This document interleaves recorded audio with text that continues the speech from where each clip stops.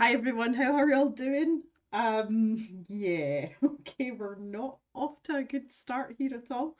I feel like we're at a bit of a jaunty angle. Let me just square this up a little bit. Better, better, yeah, maybe better.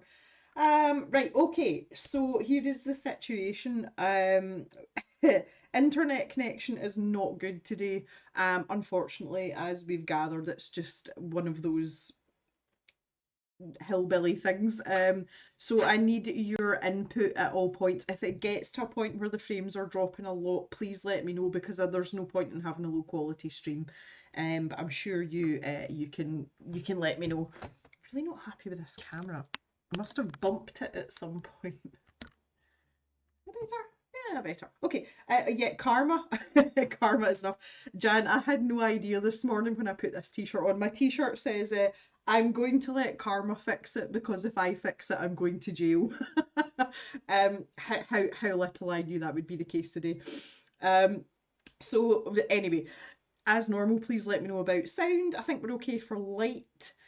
But the situation with the internet is that up until about an hour ago, it was absolutely beautiful here. It was a lovely temperature. It was like 18 degrees with a little bit of a nice, sort of cool breeze. And about an hour ago, it just came absolutely down in lumps. And yeah, I got wet. Absolutely soaked, but it seems to have like knocked the internet out a little bit. My download speed is absolutely through the roof, and it's been that way since we had like sort of stormy weather the other day. Normally I get about like between sort of 25 and 40 down. And that's up at like 60 and 70, but the higher up the download speed goes, the lower the upload speed gets, and that's what we need for streaming. And right now we're not doing well for uploads. I think it's at like 2 point something, and normally I get about between 7 and 15. So anyway, we will deal with that in due course, but please just keep keep talking to me, keep letting me know. And I'm sure that if something gets really annoying, you'll let me know. So let's have a wee quick look in the chat. I was just saying it's nice to see Roseanne. We don't see her very often, and she's saying because she's out of term time, it's a good time for her. All the schools are back in Scotland. We have an earlier set of summer holidays than down in England and Wales, so that didn't really calculate in my brain, but it totally makes sense now that you've said it, Roseanne. And we have Jan as well. Hello, Jan. And our mod for today is Thea. If you need anything or if we get any trolls in the chat, which we're not likely to, but if we do, you can grab a hold of Thea. You can at her in the chat. She has the little blue spanner next to her name, which is just perfecto. Who else have we got that sneaked in while I was trying to sort things out? Angela. Hello, Angela. Nice to see you too. And Michelle, good morning from Calgary in Canada. Good morning, my Canadian friend. It's lovely to see you. And we've got Wilcox Mama, who we're shortening to Mama for the ease of speaking. Nice to see you too. Thanks for joining us. And we've got Patty as well. Hi, Patty. How are you doing? Another fellow Canadian. And here is Ulrika too. Ulrika, how are you doing? Are you feeling a little bit better now? I really, really hope that you are. Mama loves the shirt. Yeah.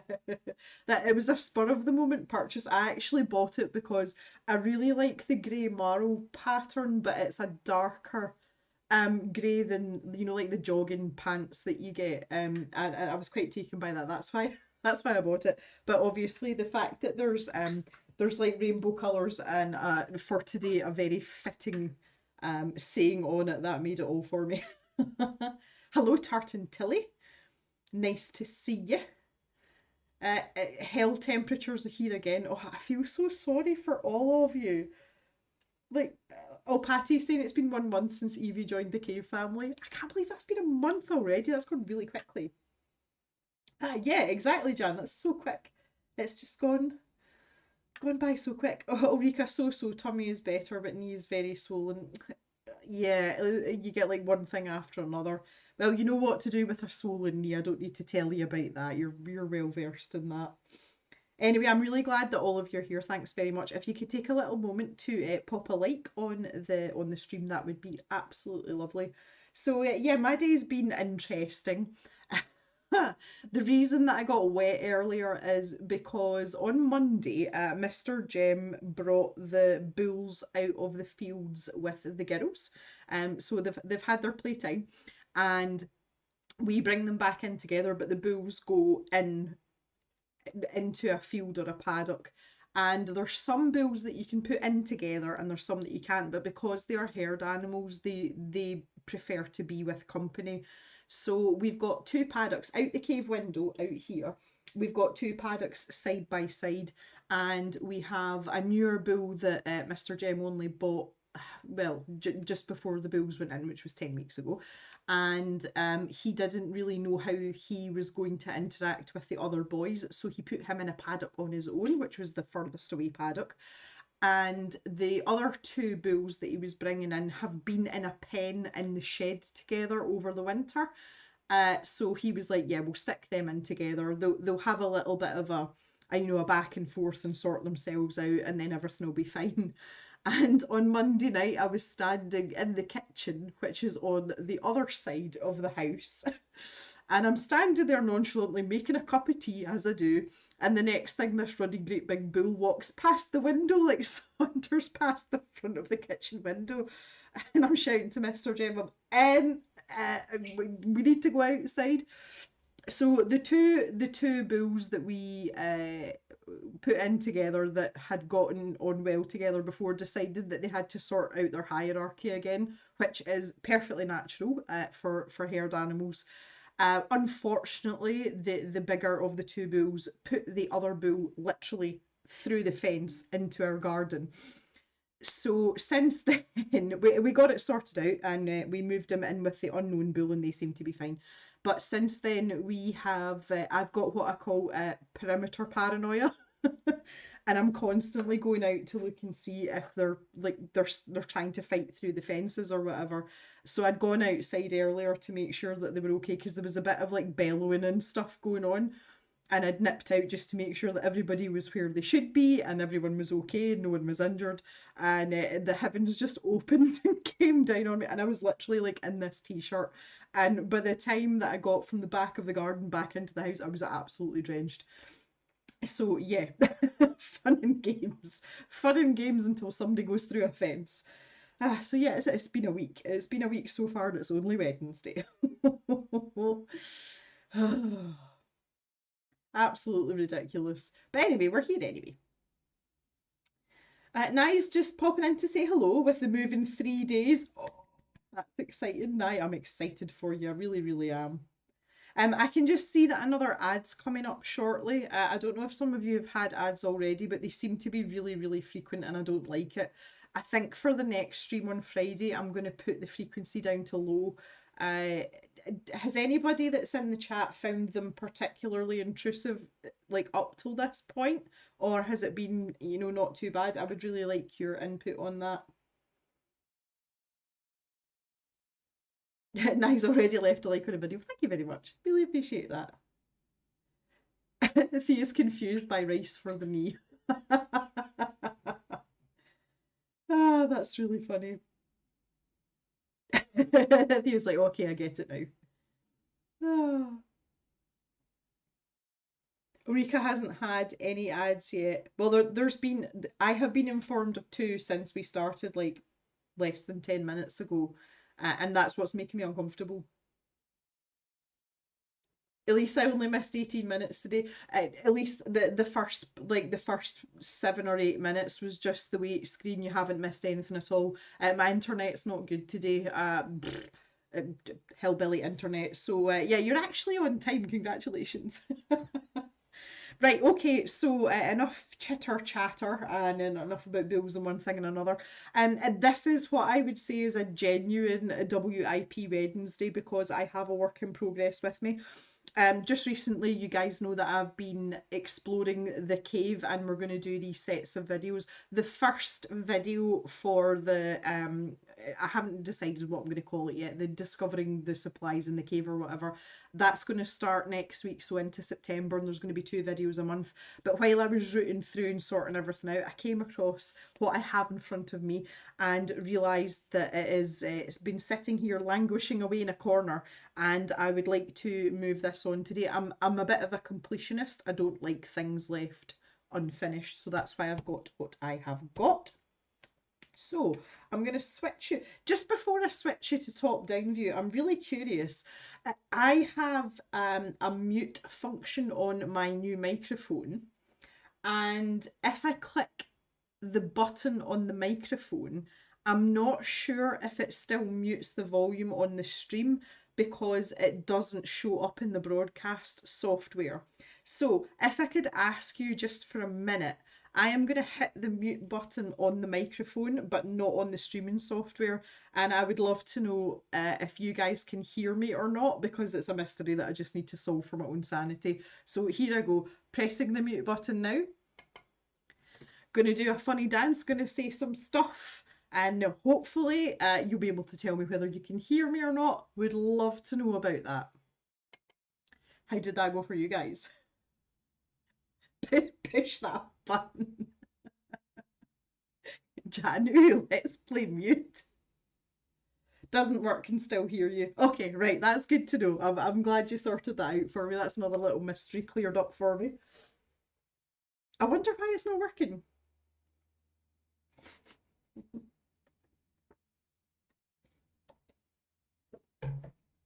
You'll also notice I have no tea today. I'm all teed out. I had like 5 cups of tea between 6 o'clock and I think about 11 o'clock this morning. Cannot drink any more tea. It is super interesting, Theo. Yeah, well, you know, because you've got one of these Blue Yeti mics as well. Don't fart and think that we can't hear you. Oh, Jan, you're a peach. No, of course I don't mind, Elise. It's that I use the OBS broadcasting software. Thea's already telling you. It's by far the easiest thing to use, and you can link in so many different programs to it. I also use OBS for filming now as well, because I can keep my stream set up, which basically when I'm filming is just like the like the top down camera view, but it's really easy to use. I really like it. Ulrika's too warm for tea, water in a bowl of grapes. I've got grapes in the freezer, Ulrika. That was on the the everlasting hope that it's actually going to get warm at some point. The temperature here just now is about 17, and we've not peaked much above 20. I know for a lot of you, you would love that right now, and I wish I could share it with you, but I can't. Anyway, right, let's boogie on down to this view.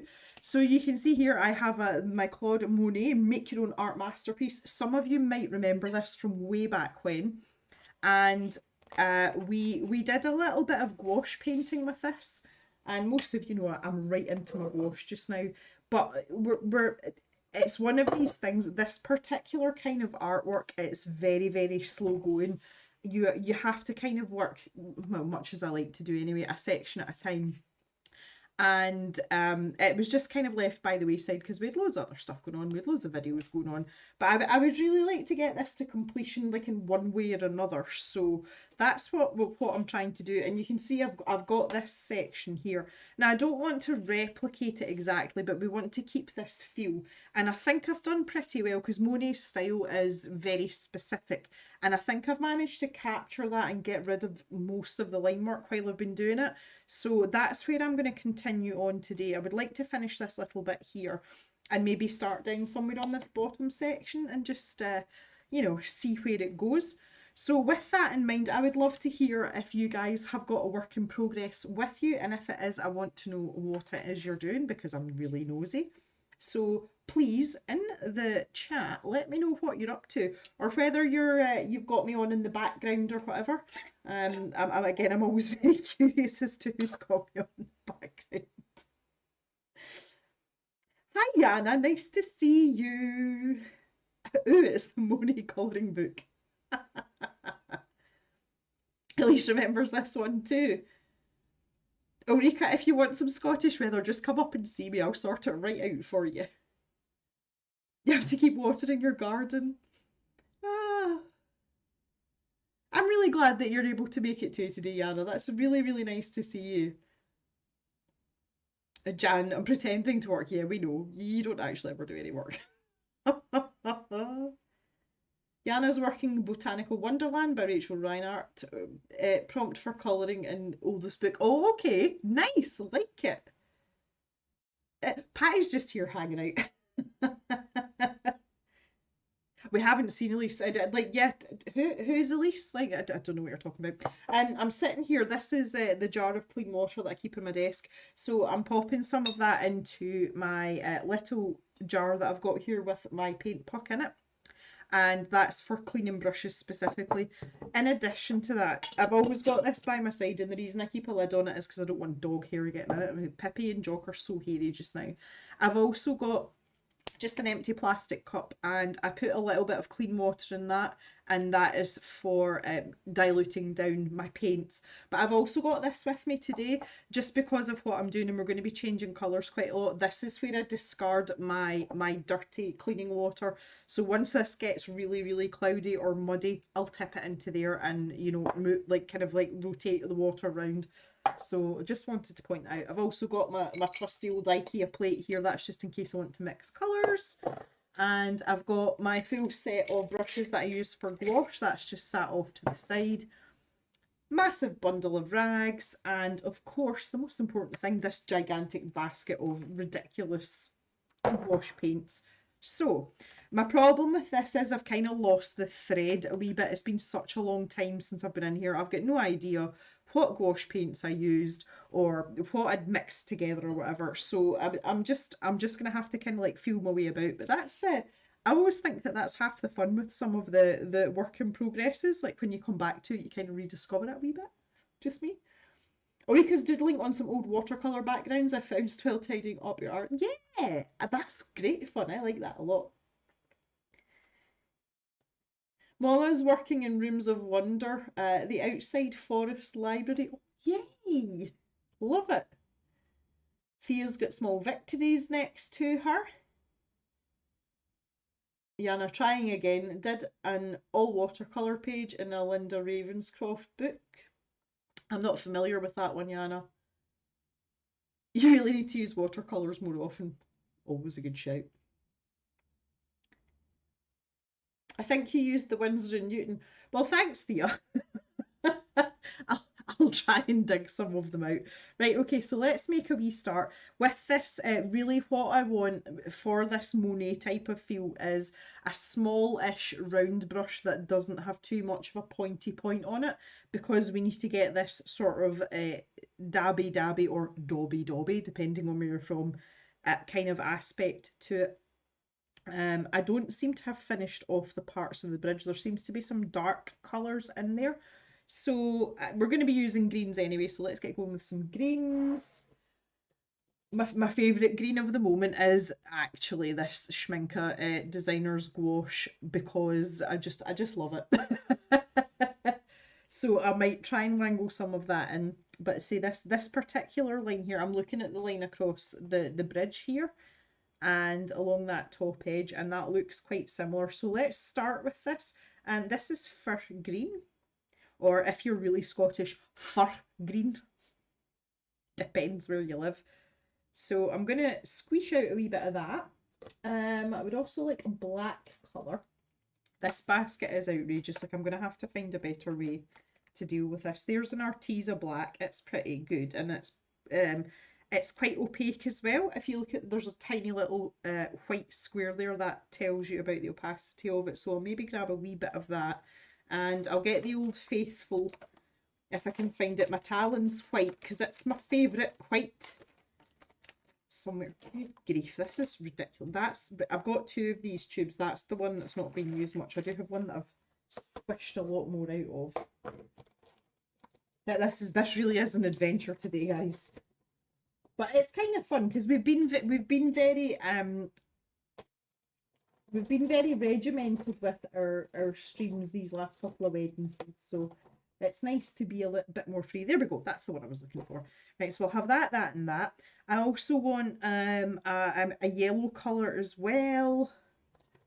I don't think I want. I think I want a warm yellow, so I don't want lemon yellow. What's this? Bumblebee yellow. That sounds fun, doesn't it? Let's try a wee bit of that too. Right, okay. And I think we'll leave the blues for now. We'll just stick with the greens. Patty loves doodling. Schminke u posh.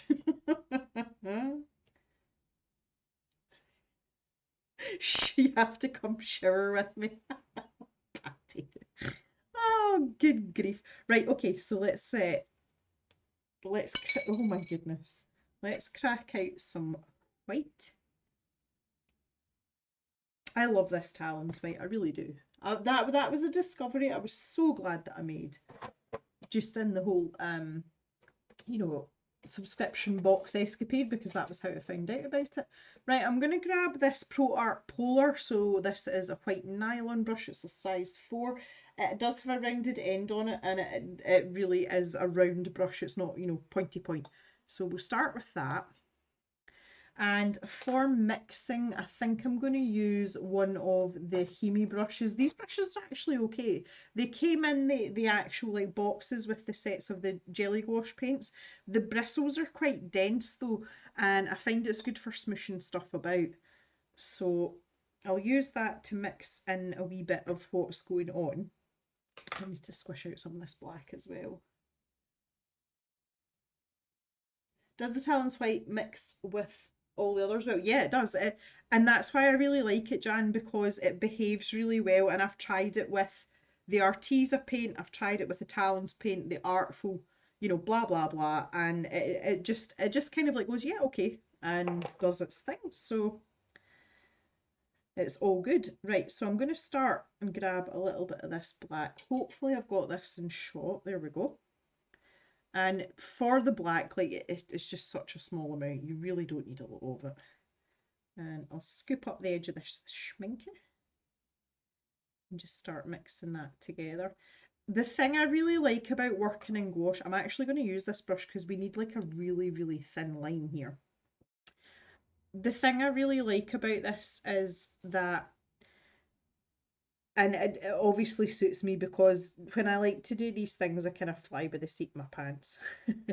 But if you make an absolute disaster of something in gouache, it's a bit like acrylic. You can paint over the top of it because of the opacity. And that really appeals to me because it makes me feel as if I've got a lot more freedom and I'm not, you know, paranoid about making mistakes. So that's a real freedom for me. I've talked about this a couple of times in some of the videos that I've done, but I really feel that art for me is, it's a way to kind of like break away from my very structured and regimented life. And the thing is, don't get me wrong, I actually like my life like that. Like, I need structure, but to have that little escape, and if that means throwing caution to the wind with paint, it's a really healthy way to you know, to like cope with that and deal with it.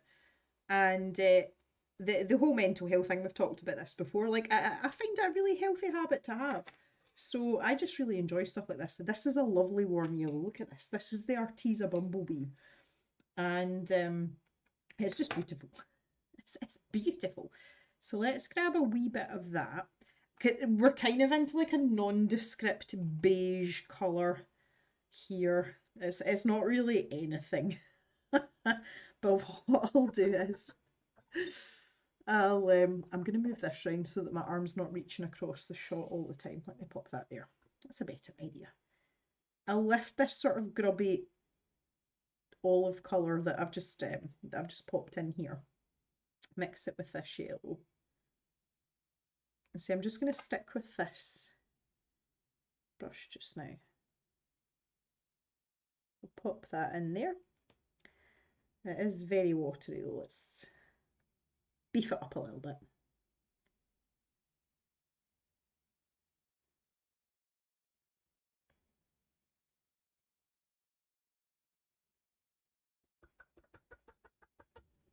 because I kind of get the feeling just looking at this, and I know this is like a minuscule detail, but I feel like we've had some yellow mixed with this, you know, sort of darker olive green type colour, and then there's been white added to it. That's kind of like the vibe I'm getting from it. And that's purely just by eye. There's no scientific basis for that. I haven't looked anything up or, you know, researched colours used and whatnot. But we'll just squish it all together and see what happens. See, I'm not expecting like an absolute replica here. I just want to get the feel, because that's obviously we don't need to have the discussion about the type of painting, but getting that impression is the most important part. And I've said this a million times as well. You, as long as you have like a pointer, then your brain will fill in the gaps, because human beings are pretty clever that way. Right, so let's try that in there.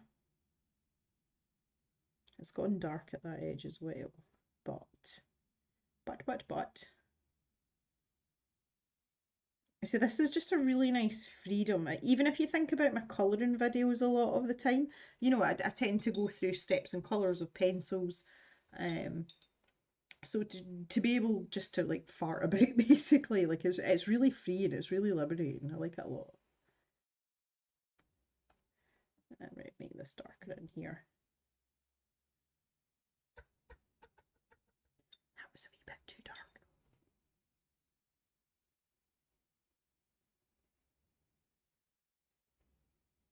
Come on, Schminke, you can do it for me.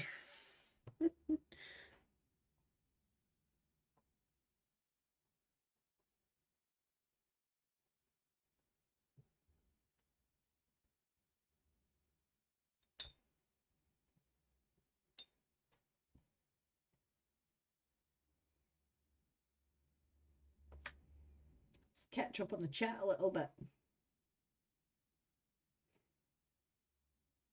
Thea was naughty and bought this mixing set from Talons. It comes in glass jars. Oh, that's fancy.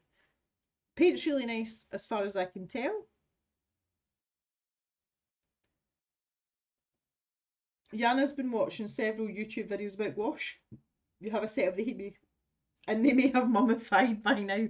That they are easily reconstituted though, Yana. They're actually okay. People are like, well, they're not worth it. They're actually quite pliable. Soak them in water. Yeah.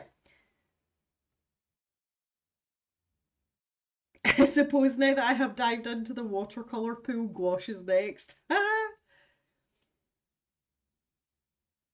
Normally what I do, Yana, is with the Hemi paints, I've got one of these little pipettes. You can buy packs of these on Amazon if it's not something you've got access to. I steal them from the lab at work. Shh, don't tell anyone. But I find maybe two or three drops of water, and with like a cocktail stick or an orange stick or whatever you've got, start to mix it. And if it's still very gelatinous, you know, like if it's really thick, then just drop in another maybe two or three drops and stir again until you've got a nice consistency. They do reconstitute really well, so don't worry about your Hemi paints. They're pretty good for that. See, I can't stick to small amounts of paint.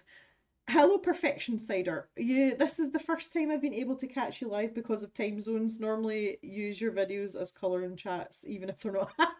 Well, hello there. Can I call you Cider? Is that okay? It's really nice for you to be able to join us. We do have our stream on Friday, which is going to be later, so it's going to start later than this one finishes today. So if you're able to join us for that, that would be lovely as well. But thanks for coming in and making the effort to get in here. Yana shall revive them. Yes, you go for it, Yana. Makes you wonder what else she gets from the lab.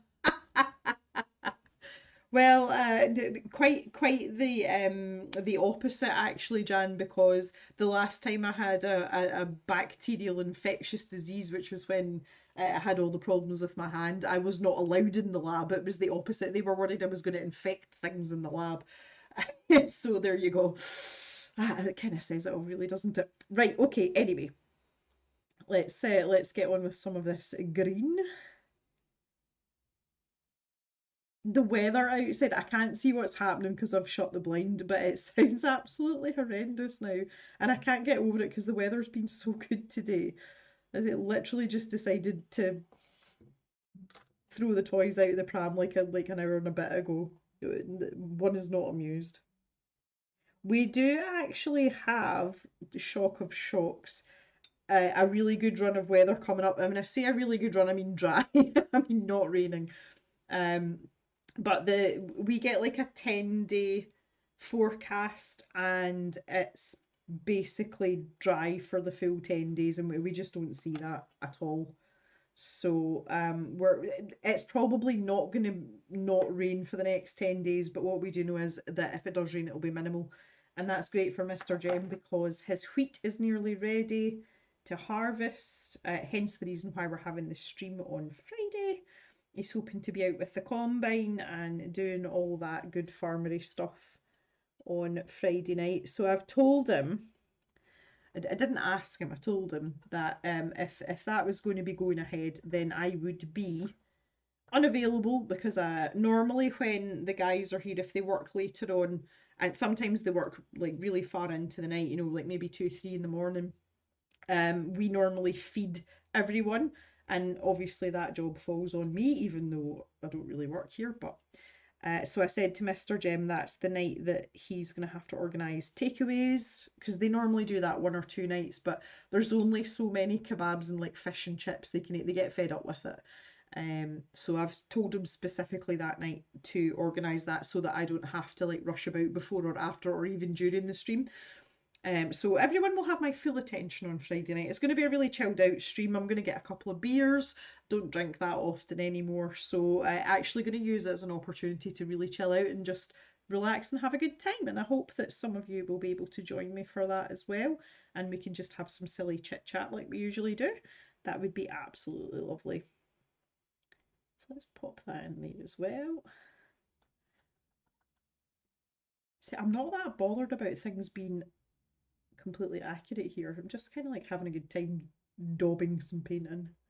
Daub it in. Right, so we've got this darker part here. And then that descends into this kind of like more beige is probably the wrong word, but you all know what I'm talking about. It's like a very neutral colour. There is like a green hue to it, but it's very, very pale.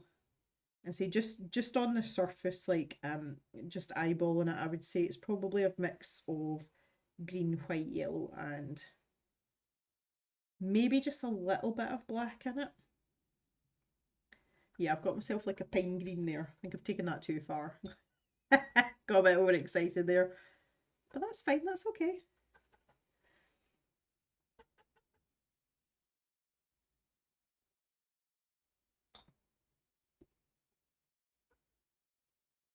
Oh, ciders from Australia. Okay, right. That makes a lot of sense because you're literally like a 12-hour difference, are you not?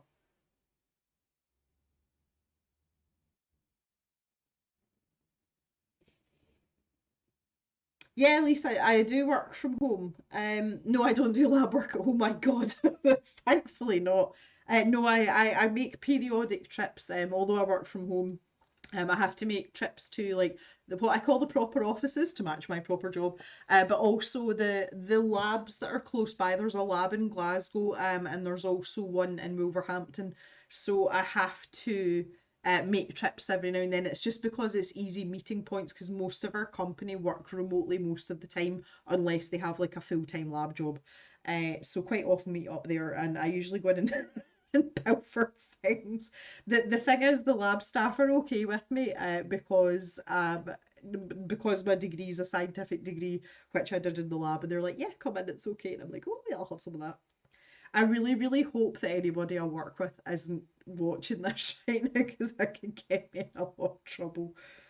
To be fair, I mean, I haven't been in a lab for quite some time, so hopefully I'm out with the realms of incrimination here.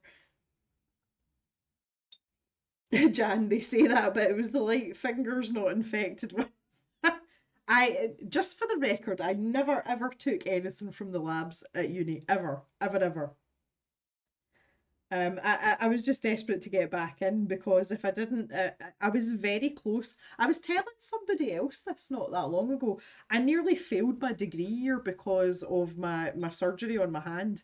There was like a final exam that we had to do, and it was big. I mean, it was like 2.5 or 3 hours or something, and it was basically just like 101 questions. And I had to have a scribe for that exam because my hand was all bandaged up and like tucked in against my chest, like all strapped up. It's for someone that talks so much, you think I would be able to get across what I want written down as an answer. It doesn't work like that. And I passed that final exam by 2 marks above the fail rate. I was very, very lucky. Normally, in my academic pursuits, I've always sailed past a pass rate, comfortably. If not, have done reasonably well at it. And to sail that close to the wind really, really stressed me out. And if I hadn't passed that exam, then I would not have been allowed to do my degree year. So, and if I hadn't done my degree year, I would never have met Mr. Jem. So there was a lot riding on that, and I actually just count myself very, very lucky because the problem was on the run up to that I missed so much in class. I missed all the labs, which made up part of your mark. Now they did say I could go back during the summer and resit the practicals, but I had no function in my hand at all, and I didn't know if I was going to be able to do that. So if I had missed that, I would have been kept back a year. So it would have taken me like a further year just to get to the entry point for the degree year. So I'm glad it all worked the way it did, honestly. It wasn't fun though. But even when I did get to the point where I was kind of like back in the game, I was taking so many drugs and so many painkillers, and I was revising, but I wasn't retaining information. And when you're working in a scientific field, it's just not fun. Like it's not like in other pursuits, like when I qualified as a chef, it's like a process you go through, and the more you do it, you're like, yep, right, I've got it. But when you're learning theory, especially scientific theory, you've got to be able to like retain it in your grey matter, and I just did not have that capacity because I was on very heavy painkillers as well for quite a long time, and I was so lucky. Like I actually was so lucky. One of my lecturers did say to me afterwards when I was in my degree year, and he said if you hadn't been the type of person that puts the work in, before the accident happened, he said you wouldn't have made it. I was like, well, that makes me feel so much better. Thanks so much. You really know how to like, cheer a gal on. I did get on very well with that lecturer. He was lovely. But yeah, that was a close call. It was a close call, and it may have altered the course of my life forever. You never know these things. Yeah, and it's like a blast furnace here in the creek. Last week was open windows weather. This week go outside and disintegrate. You just like melt into the ground, Jana. Oh, that's so bad. Too hot to even be in the pool. Oh no. Oh no, no, no, no. See, I couldn't do our goldsmithing exams because of hand surgery. Did the accident happen in the lab? No. No, it did not. When I was at uni, I was a farm labourer because although it's a scientific degree, I've got it's an agricultural degree. I think the official name for it is animal bioscience, but it was very weighted towards agricultural animals, so livestock. And I'm sure, have I not told this story before? You might not have heard it at least, but on this middle finger on my left hand, which is my dominant hand, I had a bump on the side of my knuckle, and it was smaller than the size of a pea. It was tiny, but it was hard, and I thought I'd either like gotten a thorn in it, or I'd been bitten. I'm sure you can see here. I've actually got a bite here just now. That was nasty up until about 3 days ago, but we're getting there. Um, and I never did anything about it. I just left it, and it didn't cause me any bother at all, but the bump was just there. And then about 3 weeks later, I was in the pub, unsurprisingly, with my boyfriend at the time. So this was someone I was with before I met Mr. Jem. It was a wee bit before that. Well, I'd met Mr. Jem at that point. He was in some of my classes, but we weren't, we were just like classmates. And I went to a pub quiz, and my boyfriend at the time, he ran the pub. Convenient. And I said to him towards the end of the night, it was really, really warm. Like the pub was, it was so hot, and I was starting to get like a bit kind of like sweaty. And I said to him that my ring felt really tight because the ring that's on this hand, I used to wear that on that middle finger. Obviously, wasn't married at that point, and it's quite a big chunky ring, but it was really digging in, and I felt it in here, like in this part. And I was like, oh, that ring's really tight. I feel as if my finger's swelling up. And he was like, oh, it's probably because it's warm in here, blah, blah, blah, that's fine. Never thought anything of it. And I woke up the next morning, and basically it looked like someone had slit open a ping pong ball, like a table tennis ball, and dropped it over my knuckle. And this part of my finger it was almost black. There was no circulation going on there at all. And this top part of my finger looked as if it was bruised all the way around, and my finger was this shape. I couldn't straighten my knuckle because I just had this massive like ball. And that's when I realised that there was something very, very wrong, and I had to go to the hospital. That was an interesting time. It was not fun though. Right, I'm gonna work away on this wee section. I'm gonna build it up in a couple of layers. There seems to be a wee bit of. I love how I said I was going to use that round brush, and here I am with this flat brush, just like working away here. I need to get a bit of a lighter green on the go, but it needs to be like a muddy colour, and this is for in here. I know that's really tiny. It's almost like a shadow on that green frond that's poking up, but just want that dark. And then I can work in some more yellow. This does look like more of a cooler yellow that's in here now, but I'm okay using the bumblebee and the white together. As I say, I want more the kind of feel of it rather than. I do think I'm going to have to switch to that round brush fairly quickly though.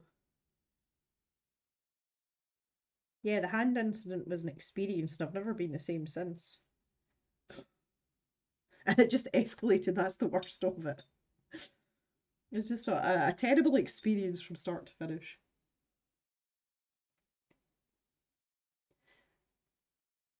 Making a list of what I won't be able to do one-handed. Put hair in a ponytail, braid, put a bra on. Yeah, that's a big one, Yana. Open cans of cat food. A floppy booped. A floppy booped. A floppy boobed. A wild hair looking woman. Have you got someone that can help you with your hair? That's one thing I'm really glad of Mr. Jem for. Although he's a big like rough farmer, he's used to working with horses. And when I had my ovarian surgery, which was quite a while after the hand surgery, I couldn't lift my elbows like above here for a couple of weeks, and he would braid my hair for me, and it was amazing. And now when we go anywhere posh, like say if we're going out somewhere, Mr. Jem does my hair for me, and he's really good at it. Even with these big clumsy farmer hands. One of the many reasons why I married him. And it's one of those things like because Mr. Jem's a dark horse. Like, see if you're to meet him, and I've never taken it as an insult ever. But people have said to me like, "Well, I wouldn't have put you two together because we're very, very different. Like, we really are." And I can understand why people say that. Like, I get it. But Mr. Jem is not what he first appears to be, and that was one of the reasons that he really appealed to me as a person, because he kind of kept his cards close to his chest, for a lot of the like when I first met him, and it took a wee while to kind of draw everything out of him, which obviously I took as a challenge. But I really liked that he didn't, he had this sort of private side to him, and you guys know that I'm quite private, although I'm very chatty and outgoing. When it comes to personal details, I like to respect the privacy and kind of keep things to myself, and I really appreciated that about him. And the hair braiding thing, that was purely a bonus.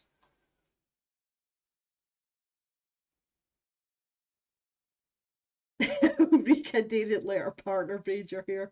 They can learn though. That's the thing, Ulrika. They can learn. Susan. Oh, hi, Susan. When did you tiptoe in? I didn't see you coming in. Susan's mum had the hip done, and the only thing that held her back was the other hip. My mum was like that with her knee. My mum had a knee replacement but just before COVID. She was really lucky. It's never stopped her doing anything. The only thing that she can't do is kneel down and put her full weight on that knee because you're not allowed to do it. But she recovered really well.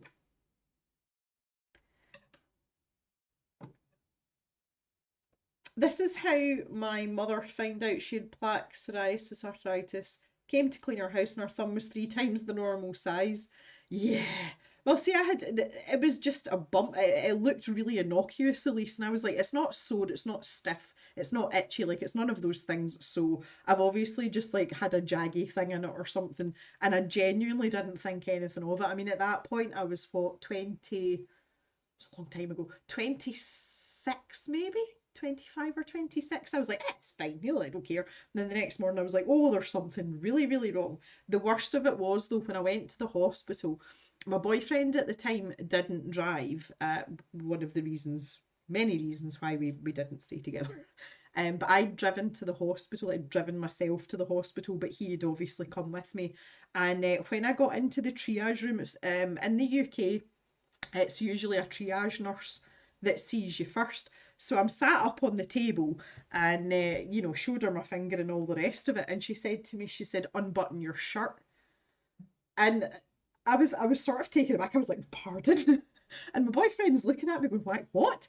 And she's like, please, can you just take off your shirt? Because when I'd showed her my finger, she'd asked me to roll up my sleeve. And you guys know me, I don't like cuffs, but my sleeve was only rolled up to like here, and she made me roll it up to my elbow. And I was like, why do you need me to take my shirt off? And she said, can you please just do it? I'll explain. So I unbuttoned it, and when I got to like the middle, across my bust, she's like, stop there. And she pulled my shirt down like over my shoulder like this, and she pointed here. And she said, can you see those little red dots that are going from your from your shoulder down your collarbone? And of course I'm going like this, and I'm like, oh yeah. And she said, that is infection, and it has tracked up your arm, and it is making its way to your heart. You're going in, I'm getting you a bed, and you're going to surgery like now. And I went, oh, okay. And she's like, this has been festering for a long time. She said, when did you first notice that bump? And I was like, oh, 6 weeks ago. And, she was like, yep, no, that's it, you're in. And I said to her, I feel fine though, like, apart from this massive knuckle joint. I was like, I feel okay, I don't feel sick. And she's like, you're going to end up with sepsis. And that's when I realised that it was serious. And she said, can your boyfriend drive your car home? And I was like, no, he can't drive. So I then had to phone Mum and Papa Jem, tell them not to panic. But I was in the hospital and I wasn't coming back out. And it just kind of like, it snowballed from there basically. But yeah, like, just one of those things that came absolutely out of nowhere, and you just have to kind of deal with it. Crazy, crazy stuff. Oh, Thea, you had your hand in casts. Like, oh, that, like, oh, honestly, I think I was so lucky that I didn't have to deal with that. I was just bandaged up, but they turned my hand this way, because this was the damaged side of that particular finger. But my whole hand was screwed by the time I was finished. So I used to hold it in like this, like turn it in against myself to protect it in case someone bumped it, because it was in against my bust. And to this day, when I sleep at night, I still do it, and I do it subconsciously, but I actually sleep with my hand turned in, and I wake up a lot of mornings and I've got a really sore arm because of it. Absolutely mental. Like, it really is. And you don't realise, see, when it's your dominant hand, it screws so much stuff up. Right, I'm going to grab a little bit more of the schminke. Such a good paint, this, like, it really is. I'm going to switch brushes now. I'm going to go to this round brush, and this is a little bit more flexible as well. And I'm looking at this section here, which I'm going to put in this section here. So we'll keep a darker green to start with. This part here is actually part of the bridge, so we can deal with that afterwards. But really, the kind of technique that I was using before is basically quite a dry brush technique. So there's lots of this sort of dabby motion, and just build it up very gradually in layers. That's kind of what we're going for, and this is why doing a page like this, it's really slow going, but it's one of those ones, see when it's finished, it's going to be quite rewarding. So, and you can be quite liberal because you're going to be layering it up, especially when you're using these darker colours, so you've got no worries with this with gouache. So let's get to work. I don't know if I've skipped this, but no, I didn't skip that bit out there. Just make sure I keep my brush fluid. It doesn't matter, even if you've got a wee bit too much water, it's not too much of an issue with the Schminke paint because it is very, very opaque.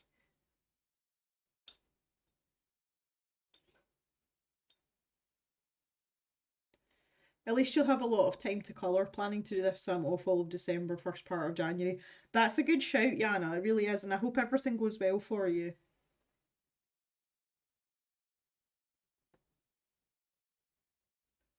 Oh, Elise, yeah, that's Mama Gem's she's got arthritis in all of her knuckles now, and she finds there's certain things like she doesn't like pencil, and she finds the wider the barrel, the easier it is. So she gets on much better with markers. Again, it's a pressure thing too, but my mum couldn't sit for long periods of time with coloured pencils.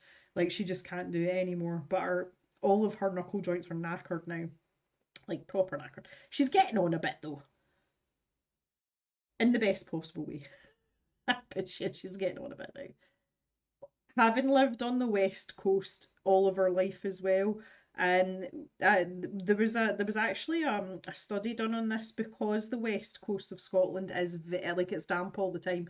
Like people talk about those of us from the west coast in Ayrshire, and they make the joke that we've got webbed feet because it's wet all the time. But then the number of arthritis patients, that's people over the age of 60 with either the start of arthritis or full blown, is really, really high, and it's because they live in a very damp climate. And Mama Gem is one of those people. But she has arthritis runs in her family as well, so she's genetically predisposed to it as well. Whereas on Papa Gem's side, which is the Italian side, obviously we come from a very dry climate, not so much, not so much. So hoping genetically that I take after Papa Gem's side more on that front. But again, having had surgery in my hand, probably not likely. Jan was viciously attacked by university library door. Bloody doors, Jan. Still get carpal tunnel issues from time to time. Yeah. Was it one of those really sort of like really heavy old fashioned library doors? Because see if it was, I can totally see how and why that happened. I'm having such a good time just smooshing all this paint together. I know you're kind of out, so look at the state of that. This is great fun though. I'm having such a good time here. I've loaded up that brush too heavily. Chill out, Gem. Just dot some of that in. Now this is about the time, look at the state of my brush cleaning water, it is absolutely minging. So I'm going to take that brush out. See, that's what I brought this little gold container for. This had Christmas patty in it at one point, but they're just a really good size. So I'm going to tip that out. And then I'm going to pop some clean water in. Actually going to give it a little bit of a jiggle about, a little bit of a shuggle. It was massive, yeah.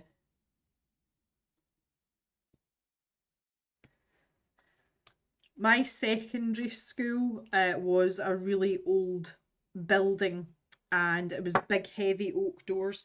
I don't know if it was the same thing, Jan, but the doors, there was little brass stoppers that popped up out the floor, like if you stamped on them they went down.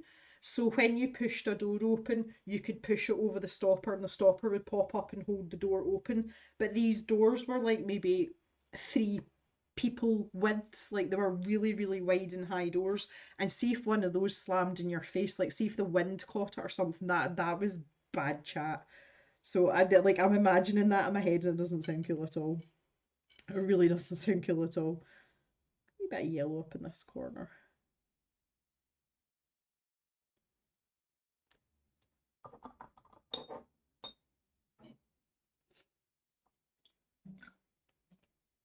You hear my little birdies outside.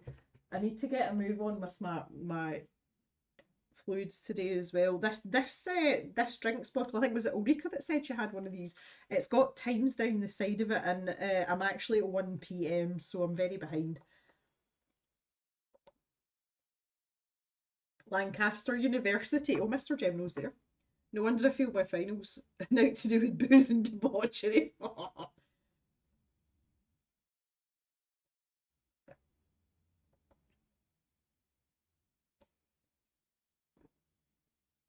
Elise's college was part of the Underground Railroad with the nuns, so when we get to out all our classes without going outside.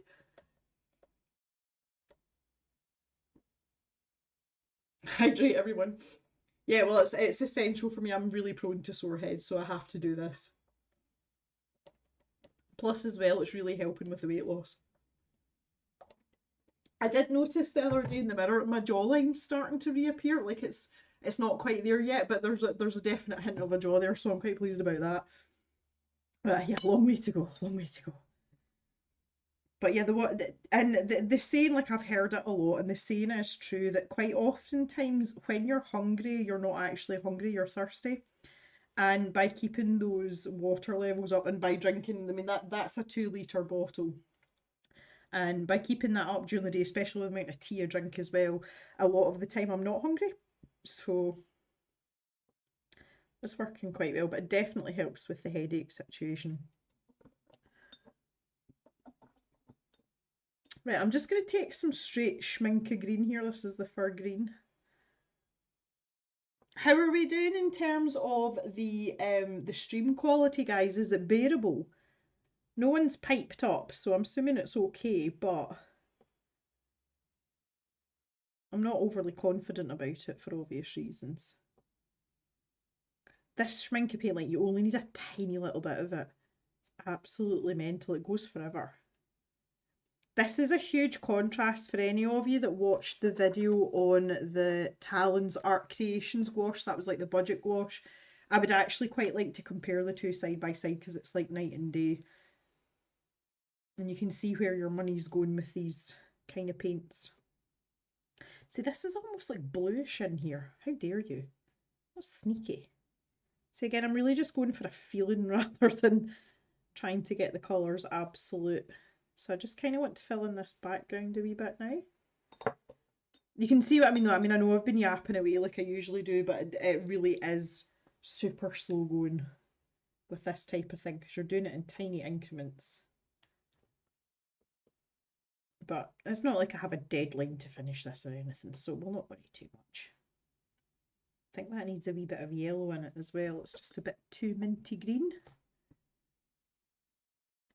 My bumblebee's dried out a wee bit. Yeah, that's better.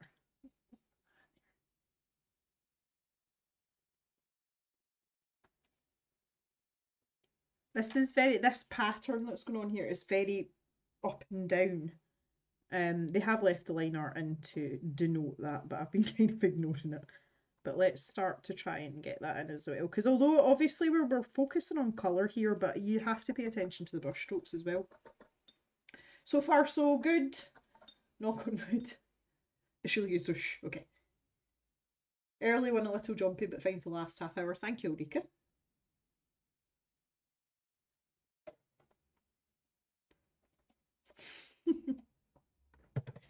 Thea says just thinking about trying to colour this page is giving me anxiety. That's that. Well, it's not fun. It is kind of funny, but it's not funny. Well, see, I find it weirdly liberating. Like, I actually quite like this kind of thing. It is not a colouring book that I would have gone into a shop and gone, oh, I'll have that. This was gifted to me by a caver, and I'm actually really glad that they did gift it to me because I actually really enjoy it. This is another really nice thing about this the Schminke gouache. It dries really, really quickly. See, even if you've diluted it quite a lot with water, it still seems to like keep up. And I really like that about it because with some of the other ones, although the consistency and the pigment and everything's really nice, you kind of have to hang about a wee bit before you can put another layer down. And with the Schminke paint, it seems to be a lot quicker. And I don't know the reasoning for that. I don't know whether it's something to do with the binders that they use. I haven't really scientifically looked into that, honestly. But what I do know is that it's nice and I like it because I'm quite an impatient person. Right, let's get this. We need to get some more true green in here. Get this up and down movement. I kind of want to put like a really dark bit in as well. Oh. While that's still wet though, I'll grab a little bit more of this lighter stuff that I was using and just smoosh it in there. Oh.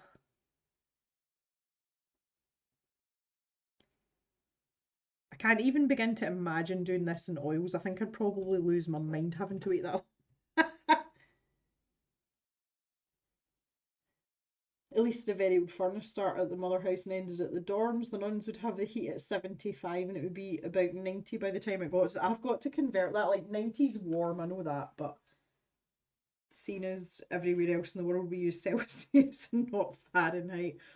I did have an oven when I was a chef. There was a kitchen, I worked in a professional kitchen, and they had this oven and it was in Fahrenheit, but that was a very, very long time ago. Um, so I kind of can't remember. Yeah, so like 32. Oh God, that is warm release. Ugh. Inside, no.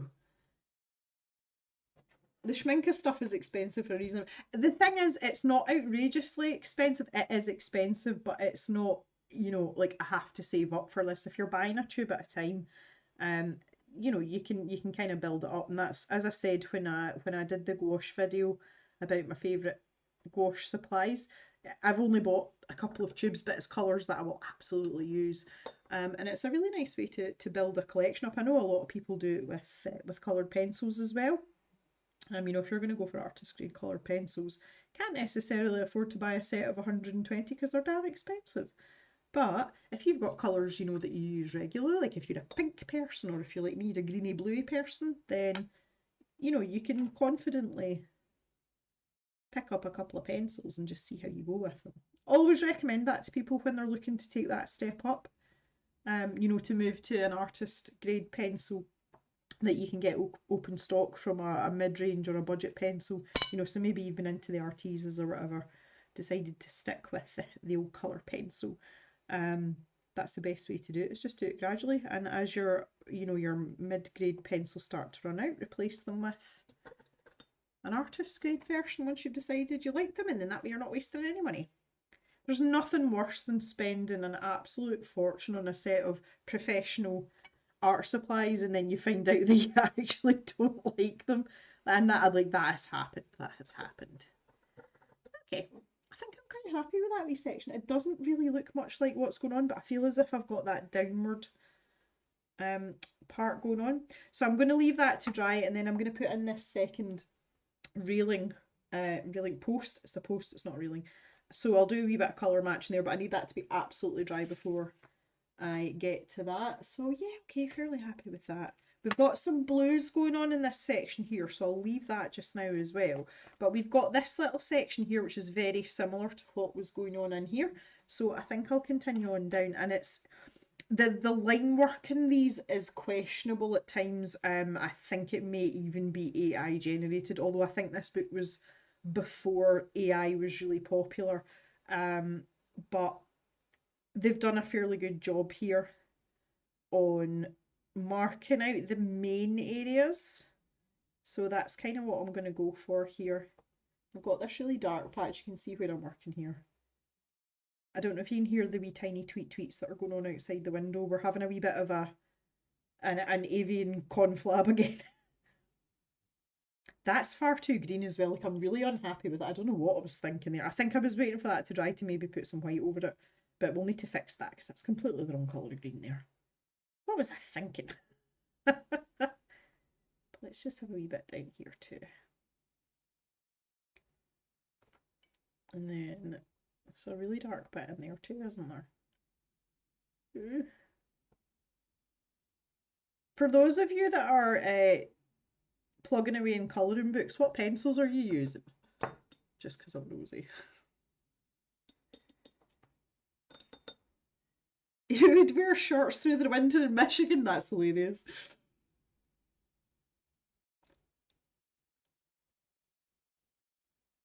Jackson's in the UK's only place to buy Roman Schmalz paints, but I think they're going to be popular.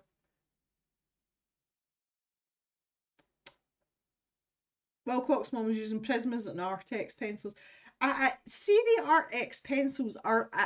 I think they are a generic labelled pencil. I haven't tried them. Have just out of curiosity again because you know I'm a wee pencil monster. Do you find them really similar to like the Castle Arts pencils or even Arteza pencils or you know another mid-price brand that's come before them? I would really love to know your thoughts if you've got experience of different brands of pencils. Patty usually uses a mix. Patty, do you know something that doesn't surprise me at all? And I don't mean that in a negative fashion at all. You just seem to be the kind of person that would bring all your pencils together. Julia Kate of Julia Kate Art Studios, she's like that as well. Unless it's a very, very specific colour I'm after, like mauve from the Polychromos set, I tend to stick to just using like the same brand and the same set of pencils. But I can totally see you being that person. Have I tried the Shannon gouache? No, I have not. If you would like to enlighten me a little bit further on that, I would definitely investigate. Got the Artex pencils and like them, but I do not find them as soft as Prismacolor. I don't think there's anything as soft as a Prismacolor pencil. Don't think that's a bad thing either. They don't have the polycolours next to you at all. Yeah, Patty, you're a rebel. Definitely, definitely. Right, what am I going to do with this? Like, oh God, I'm going to have to fix this. Oh. So let's start with some Schminke fur green and a little bit of remedial white here. Again, I feel like we're totally the wrong hue here. We need to get more into yellow green because this is not what we're after. We're fair getting through the bumblebee today though, I'll tell you that for free. Not mad. Can recommend the polycolours. Yeah, do you know what that? And anytime we've come across them in subscription boxes and stuff, I do think they're a bit of an unsung hero. I think they're nice pencils. I did have a couple of sets in the cave at one point. They didn't sell very well on the stash shop though, because I was kind of like trying them out to see if it's something I would maybe sell, um, you know, a bit more regularly. But they never really took off, and I think it's a shame because they are. I like them. They're nice pencils. Especially again like maybe if you're not like a pencil purist, if you maybe jump between mediums a lot. Yeah, this is going to be interesting. Gonna have to try and get like sort of oh that went well. The blue, even the blue underneath, I've not done a very good job of that either. Good grief. I'm basically just gonna have to cover this up and start again. Questionable.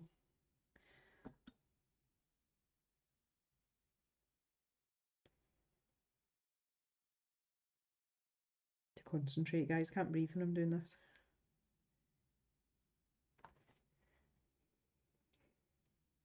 I don't know what I was thinking there. Like completely the wrong shade of green. Um, try and reconstitute. My black's starting to dry out here now.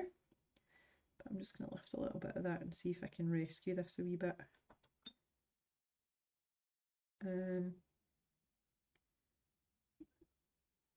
That's too dark. Really, this darker colour that I'm mixing just now, which is the fur green and the black, that should have been down first. And then I should have put that lighter colour over the top. You can see it from the brush strokes, that's exactly what Moni has done. However, in hindsight,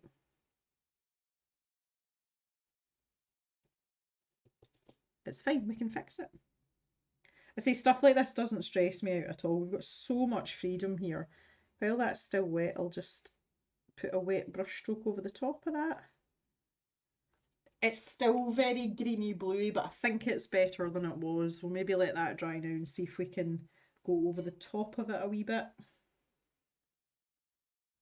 Really, I want to put like this minty green colour over the top that's got a wee teeny tiny hint of yellow in it. That's what I'm working on over here. This bumblebee is everything right now. There we go. So that kind of hue, but with some more white in it. Do, do, do, do, do, do, do. There we go. That's more like it. I don't think Monet made a careful paint stroke in his puff. But however, we are not Monet, but what we are going to do is try and fix this. Because it almost looks like quite a dry brush stroke there. Yeah, much happier with that. Not perfect, but better. Like this. I laughed. Oh, oh, hello, Colour with Claire. How are you? It's really nice to see you. I was actually thinking about you the other day, not in a weird way. Really, really good to see you. Thanks for popping in. The stream hiccuped a bit, but should be okay again now.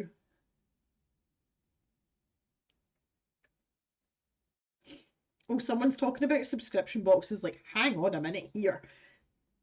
Sarah has a subscription box now. Who? Sarah who? Sarah Renee Clark, Thea, or another Sarah. Jan's of course, and oh right, hang on, back up. Clearly missed something. Oh, Sarah Burns. Oh, okay. Yeah. Someone else was talking about that in comments under the videos, saying that it's something that I might enjoy.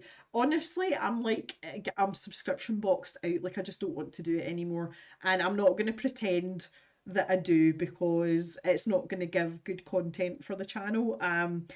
I'm not very good at hiding my feelings with stuff like that, and I don't think that people would enjoy the videos if I was like, oh look, another subscription box, let's try that. But people have said that Sarah Burns's boxes are very, very good, and I can imagine that they would be. I'm not in the market for subscription boxes just now. Just need to take a bit of a break from that. Let's mix in some more of the schminke. You can see I'm just absolutely in love with the schminke green. It's so good. It's so good. We like it a lot. Right, let's go back here. Again, this is really like if you think about colouring with pencil, which I always put down that sort of scrappy first layer.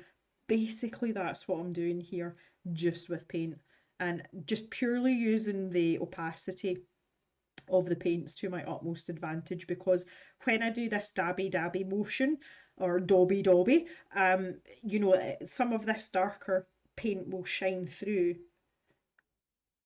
from what I put on top. And again, that's why I love gouache. Like, I really, really do. I'm going to kind of leave it. This is very muddy in here. Like, this is very muddy. But we'll keep going for a wee while. Okay. Right, I think I'm going to painting is off, thanks. Do you want to see the bigger picture clearly? There we go, the wrong way. Oh, we're getting there. I actually can't remember the last time. You guys will probably be able to tell me better, like, because the last time I worked on this was in a video. It was years ago. But yes, it'll come together. We'll get it finished eventually. Oh. Ah. You may join for the monthly sketch lessons if it's not always gouache. She's an American living in Scotland. Yeah. Sorry, I'm not really caught up with the chat. Bye, Patty. Thanks for coming and stopping in. Give Evie a cuddle for me as well. Give her a little pet. Marilise, hello. How are you? One in, one out. I always think it's really interesting because it's such an odd time of day to stream, and we seem to have this sort of like not revolving door, but there's this passage of people that go in and out, and it's really nice because some people just like they're busy, they're in the middle of their day or it's really early morning, and you'll make that effort to just come and pop in and say hi, and I really appreciate that. It's nice because basically I'm just sitting here having a good time farting about with paint. And the fact that some of you want to come and sit by me while I do it is really nice. Like, it is lovely. And most of you know as well by now, like, these Wednesday streams, see the weeks I don't do them, I kind of like miss them a little bit. And if I'm in a bad mood, this always puts me in a good mood because you lot are just full of nonsense and I really enjoy it. We always have a bit of a giggle while we're doing it. Right, okay, guys, it is 20 past 4. I know we started late. I'm going to take a wee break. Jock's starting to stir in his bed a little bit. He is still asleep, but his little collie legs are going. I'm going to go and stir him up and see if he wants to go out. For a comfort break. I shall also go for a comfort break, and I'm also going to dispose of this murky swamp water, and I'm going to clean off my palette. And when we come back, I'm going to try and mix some of this blue to put in this post and work on this part of this bush here as well, the fronds of the reeds or whatever. So we'll move to blue just to make it interesting. So as per usual, just talk amongst yourselves. I know you're going to have a conversation about food, which is absolutely fine, and I'll be back in just a wee jiffy. So yeah, talk amongst yourselves as usual. I know you're all desperate to talk about chocolate and all these kind of things.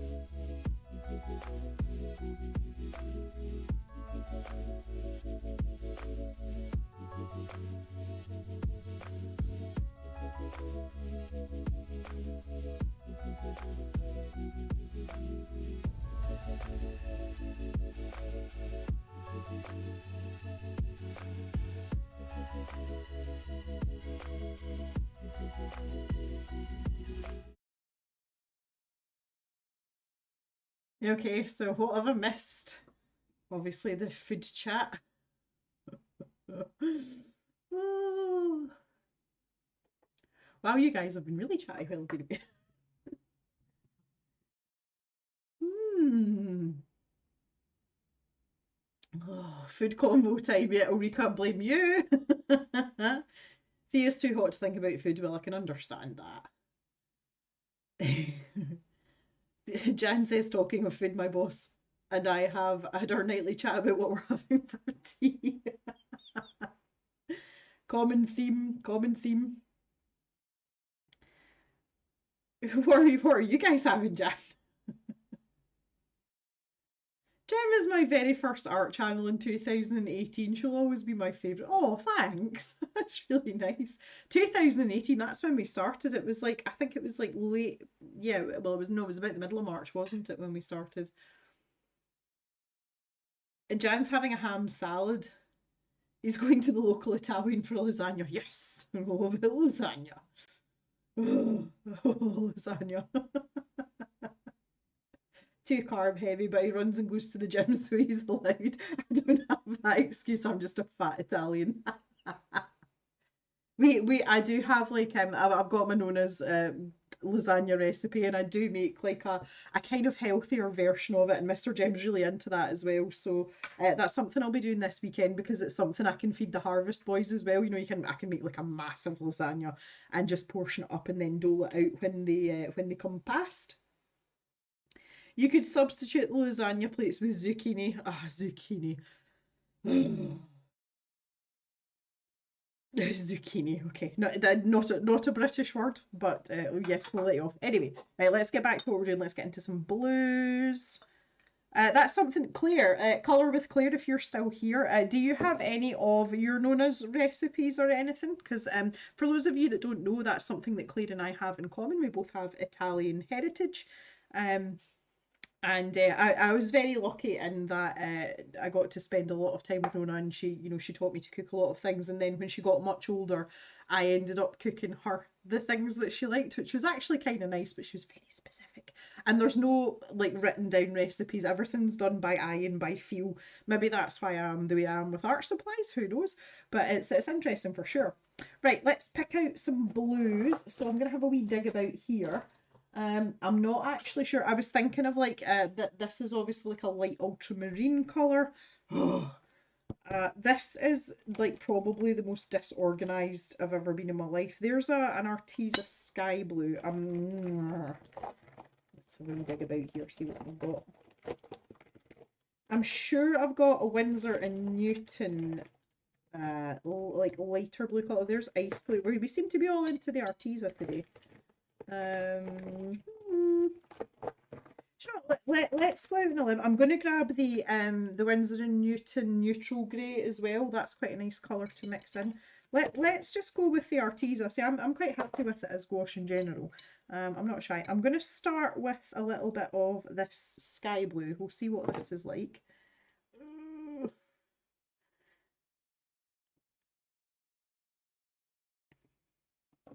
It's not a British word, no.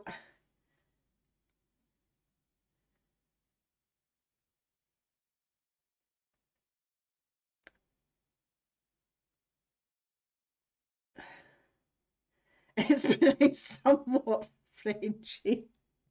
Yeah, courgette. Courgette. So yeah, an aubergine and eggplant are the same thing. Uh, Oh, here we go. This, oh, look at that. That might actually be a really good match. Oh, yeah, want to watch with that one. Might actually not have to mix anything with that. Let's grab a wee bit of this ice blue as well. Geez, these are tight. Unfortunately, I don't have a good hand for unscrewing these things, and as per the previous discussion. I wouldn't use my teeth excessively, but it just seems to be enough with these Arteza tubes. Good grief. Ugh, I think I got a bit of paint in my mouth there. Does anyone remember the artful gouache debacle about not being able to get the lids off? I did take up, I think it was Lorraine had suggested using a rubber band and then some pliers, and that worked for me. I just have absolutely zero grip strength in this hand. One of the downsides to having mega hand surgeries.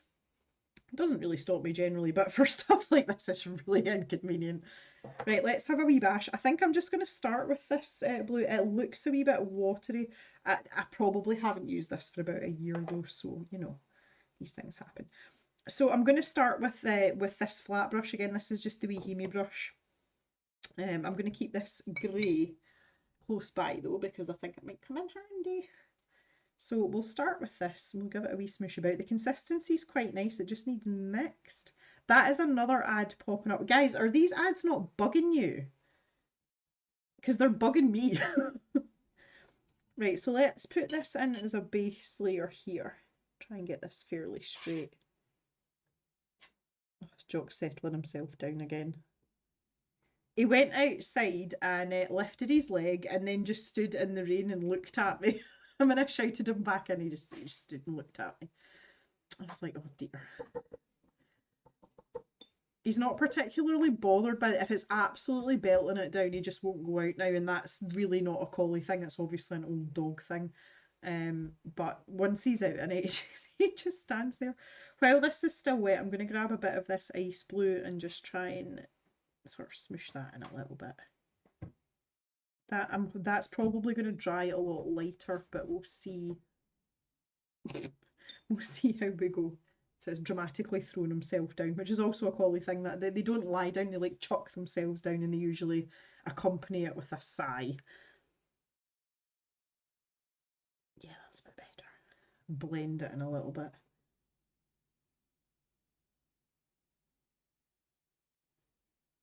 Okay. So we want to get that lightened up, though you can see that's very dark compared to what's going on there. We will lighten it up, but we'll use another layer on top. We'll just let it dry a wee bit. It doesn't necessarily need to be bone dry, but it's better to have your darker colours underneath. It doesn't matter too much with gouache, but it's kind of automatic for me, honestly. So let's pop in some of this here. Funsies. Again, as long as we've got that feeling of it, this doesn't need to be, you know, absolutely carbon copy accurate. There's this blue here, which I think this might be this part here, and then there's a wee bit of it in there, and then there's a couple of wee bits down here. So the greens that are going on down here these are much more of a bluish green, basically what I had going on up here before I tried to fix it. So we'll bear that in mind as we go. But that should be a-okay. And this line here, there's some blue kicking about in there, but it's quite muted. And there's this pink colour that pops up as well through it, which is obviously supposed to be like your pond lilies, etc. And that seems to have been mixed in because this is almost like purplish along here. So we can make the decision as to whether we want to try and blend it all together and then kind of dot it in on top, or whether we want to do it completely separately, which I'm assuming is the way that Monet would have done it. Yeah, I think we can cheat a little bit. So I'm going to grab a little bit of this black again because we've got these darker areas to get into. So I'm going to stick that on my little mixing plate here. I'm going to stick that adjacent to the sky blue that we were using. And I think I'll stick with this flat brush for now. So let's just move a little bit of this over here. Like so. And we'll just scoop up a tiny bit of that black. We'll start to mix those in together. Very gradual process. I think he was just thinking about the artful paints. Yeah, that the thing is, the paint itself was actually really good. Like I liked the paints, and I've still got them, but I moved them into these little plastic tubs with the, you know, the lids are attached. Because I couldn't deal with them in the tubes. I mean, I couldn't get them off, and I was having to wait until Mr. Jem came in and be like, "Can you open this for me?" And he just about destroyed the tubes trying to get the lids off. Like it was not good.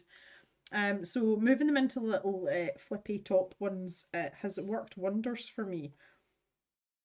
So going more with a dabbing motion now, so you can see we're into sort of like a denim or even like slightly towards indigo colour here. But I'm just wanting to get texture and depth around the bits that I've decided are staying blue. We'll do that.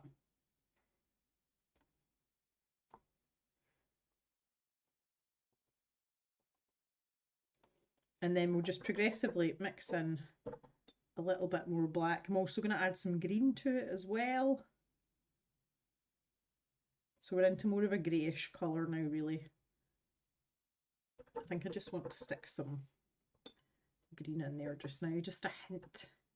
Something I like to do with gouache as well is not completely mix my paint when I'm mixing, if that makes sense, to give you like a sort of marbled effect.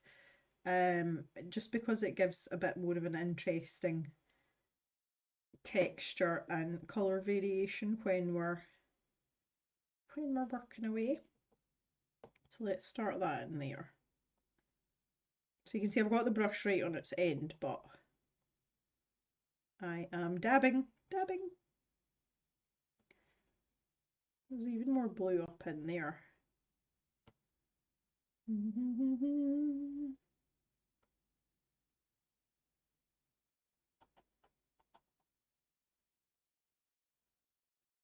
Not even sure what this is here.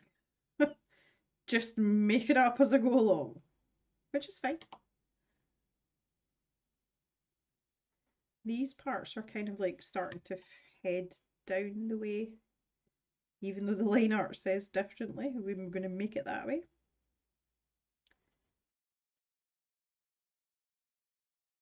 The edge of the waterline's quite clear here though on the line art, so at least we've got that to go with.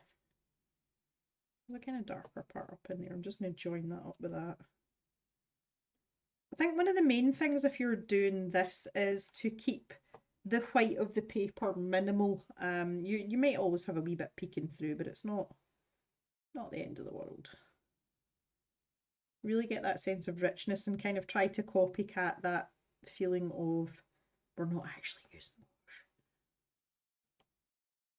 Get it more on like the corner of the brush rather than it flat down. It's loaded up a bit too much. Just ease that off a wee bit.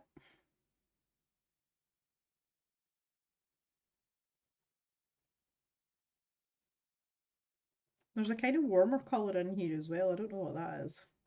Might be that pink actually. Now that I look at it. See, we're kind of doing this as we go along. How's Jock doing? Jock's fine. he's just being his usual self. We're getting there, Yana. I say, unfortunately, it's not that exciting to watch. It's pretty slow going. But in a stream like this, it's not quite so bad. You know, I wouldn't do another video. It would be a lot of heavy editing. Because I'm basically just doing this a lot. Oh, that's kind of fun though.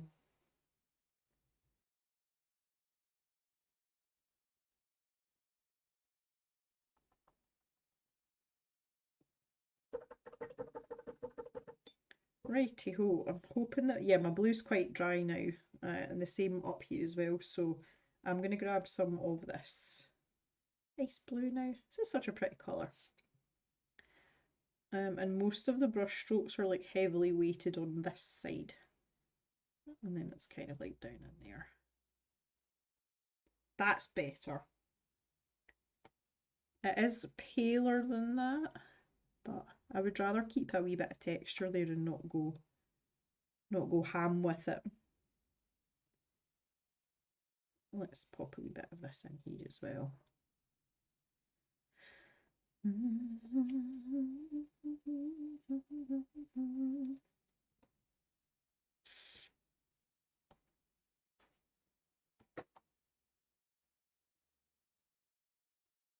See now, this looks as if it's kind of creeping down in here. I'll just pop a wee bit of that in there. Why not? It's not going to look terrible. Might not look great, but it's not going to look terrible.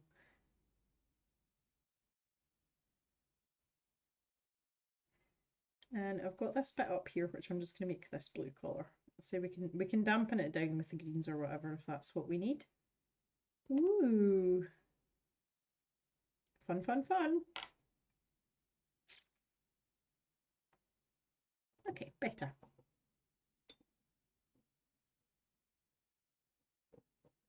You still enjoy watching me paint? I don't know why. You're literally sitting there watching paint dry, guys. That's funny. I'm glad you guys are enjoying yourself. What can I say? Let's grab a wee bit of white, mix it in with this strange concoction. This sort of greyish, almost into like a sage colour there. That's not far off the colour of my living room walls. Oh, speaking of living room walls, oh my goodness. Been trying to get builders to come out and have a wee chat to us about doing the extension because we've got all like the official paperwork and everything now. We are authorised to go ahead and see trying to get people to come out and actually look at the job because it is quite a big job. Although it's not a massive extension, there's walls to be knocked through and there's plumbing that needs rerouted because we're moving a bathroom. Like there's a lot to it. Roofs have to be joined together and stuff for the boiler has to be moved. So it's a lot of work. So we've phoned five companies and so far only 2 out of the 5 have entertained us and we still don't have a date for someone to actually come out and look at the job and give us a price. So that's kind of the mission just now. I was hoping to have everything done for Christmas because I don't have a decent kitchen just now and it's not looking likely. I think I'm gonna have to just get used to the fact that that's not gonna happen this Christmas. And Christmas is a big deal for me because it's the only time I've got Mr. Jem and Mama Jem and Papa Jem all together, and last Christmas was horrendous. If you remember, Mr. Jem was very, very ill after his surgery. He was not in good shape, and obviously hadn't long lost Glyn at that point as well, so it was not good. And I said to Mr. Jem, I was like, I don't care what's happening. I'm Christmasing the living daylights out of the festive season this year because I didn't even put a Christmas tree up last year. I wasn't feeling it at all.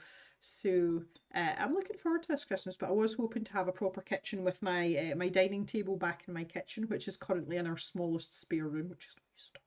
And it's not looking like that's going to happen. But we will remain optimistic and see at least if we can get it started and get it wind and watertight by Christmas. That would be a good ways forward. So we'll see. Right, I'm just making this a bit lighter. See that this is really like ropey territory down. I don't even know what's going on in here anymore. I think maybe just trying to get the texture would be a better option for this at this point. There's definitely some of that pink in there. There's no two ways about it. Bit of a guessing game. But let's just... I think sometimes as well as you've got to kind of do the old step back. So you can see that looks really dark. But if I start layering up some of this lighter, you know, sort of sagey green colour that I've made, that's going to probably tie in a little bit better. But you can see even from a distance, you can see that warmer colour is in there. So we will have to introduce some of that probably over the top. I'm going to switch brushes now because that flat brush is not serving me now. Be better off with this. Yeah, that's better, look. Bring some of that up in there as well. And we've got this, we're more into this yellowish green section, so I'm trying to like compartmentalise this the way I would with like a colouring page, because that, I mean, if you look at that, you just think to yourself, dear Lord, what are we going to do with that? We're just concentrating on this little chunk here. So I might have to start bringing in my bumblebee again. Let's darken this down a bit though, and get a little bit more variation in here. Let's say we want this to be as murky as possible. That sounds terrible.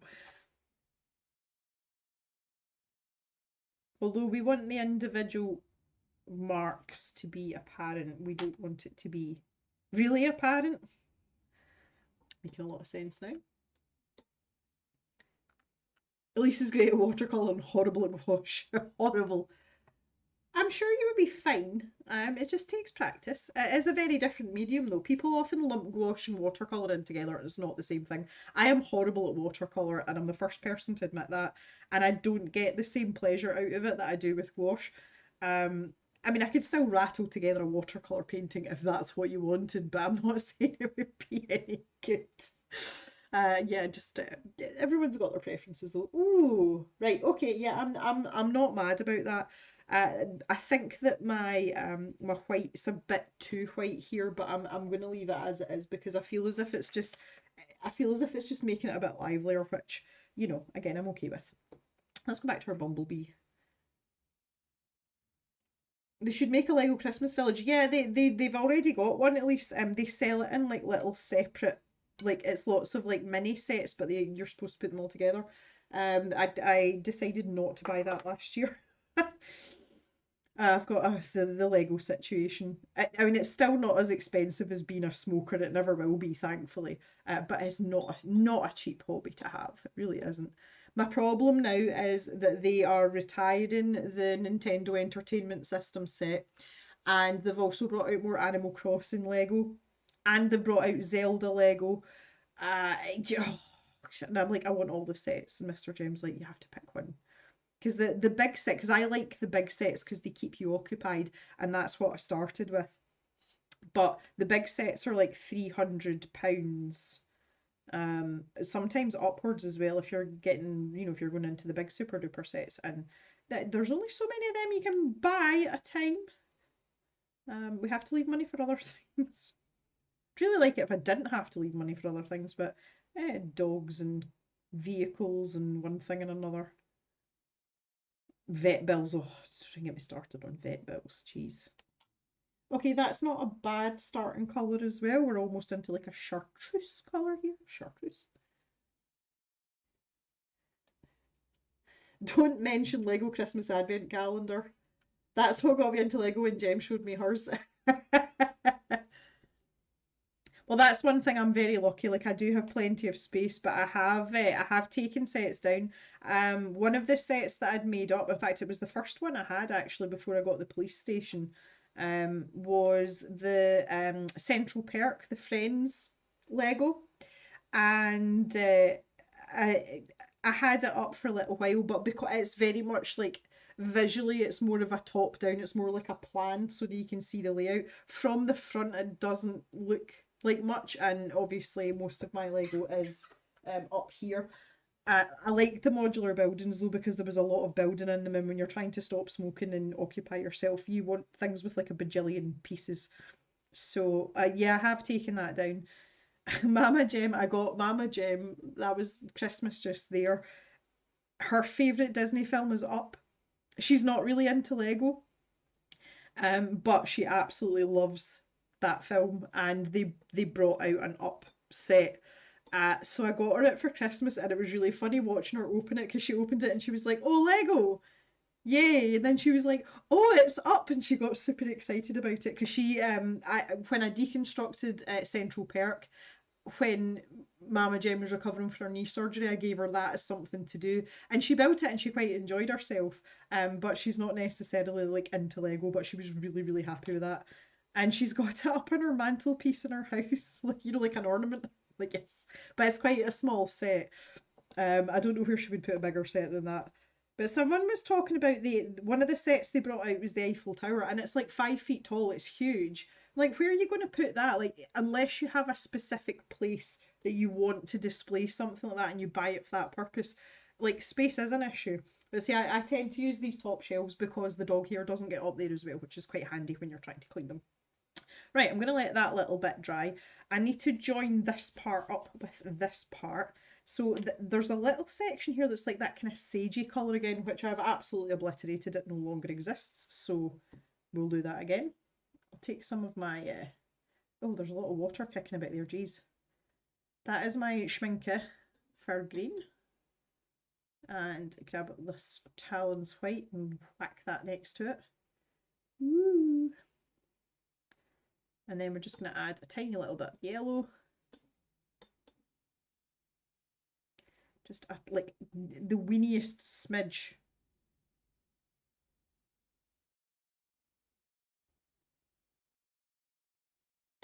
No, I need more white than that. I'm looking at this and I'm thinking,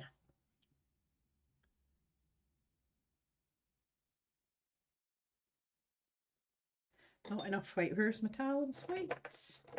There it is. Oh.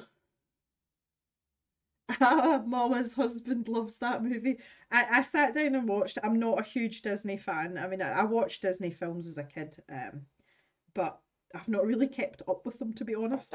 And when Mama Jen was here, I actually think it might have been one Christmas, and she said, "Have you seen Up?" And I said, "No." And she's like, "Oh, it's my favourite. Watch it with me." So I was like, "Yeah, okay." And it was actually really fun. I really enjoyed it. Yeah, it's good. Okay, this is minty. Too minty. I'm like I'm too dark here and I'm too light here, so let's just stick them together. I went a bit ham with my white there. Right, let's go with that and get that. It sort of starts in here. I'm assuming that's the line. The actual line art is going for it. Definitely want to put more white in that, and I'm going to do it while it's wet.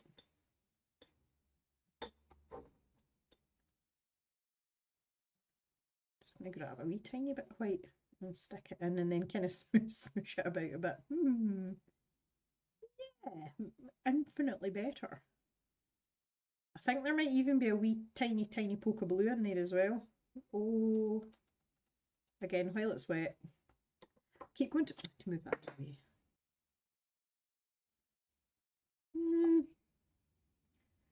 I'm not happy but not mad about that. It's fine. I need to build up this sort of yellowy chartreusey type effort. The bumblebee is too ridiculous to be in there on its own. Mix it with a little bit of white. There's a wee bit of green in there as well. It was just on my brush. Shoe fly, get off. And we can start dotting in here. Dab, dab, dab, dab, dab, dab, dab, dab, dab, dab. Dab, dab, dab, dab, dab, dab.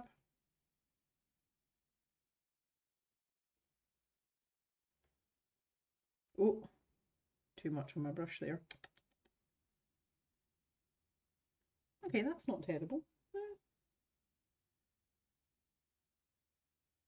Jan's issue with Disney is memories of seeing their films with my triplet nephews, and I was too hot with one boy under one arm. The other one in the third row line.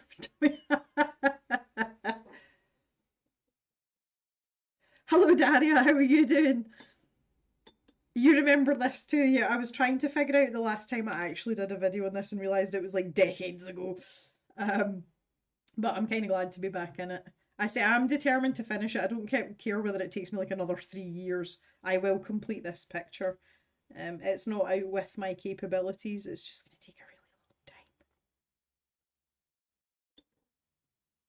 I don't know when I dropped so much water in here. I've got like a really runny bit in the middle there. Like, I don't know what happened there. We'll not worry too much about it though. See, while that's still wet, I'll just squiggle in some. Okay, right, okay. Not mad about this. Got this part down there. I'm trying to figure out how this correlates here, and we're not really getting anywhere with it, but I'll just stick that in there. And this is kind of like starting off down here, so we might as well pop a wee bit of that in there. There's lots of colours going on in this water area. This is going to be a total nightmare. Oh. Now this section here, where this line is here, we don't really have any definitive anything to provide us with what this might be, but it's somewhere between yellow. That looks very much like a bit of like raw bumblebee in there versus this kind of like more sagey colour that we've got. So we'll start with the sagey colour, I think, and we can build up on top of it. Just pop that in there. There's definitely a lot of yellow on top of that though. And this part in here seems to be really dark.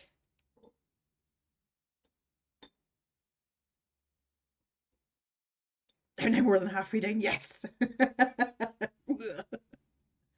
Water, remember? Water.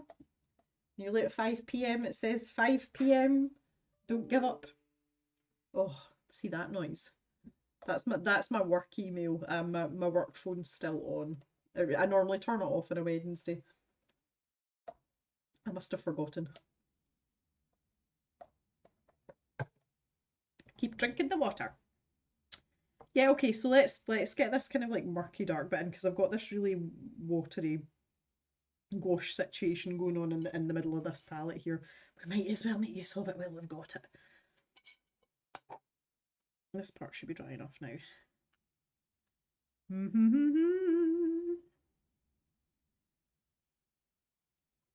I feel like that's actually quite a good base colour. It's almost black, but you can definitely tell that there's green in there. So that's kind of a good starting point.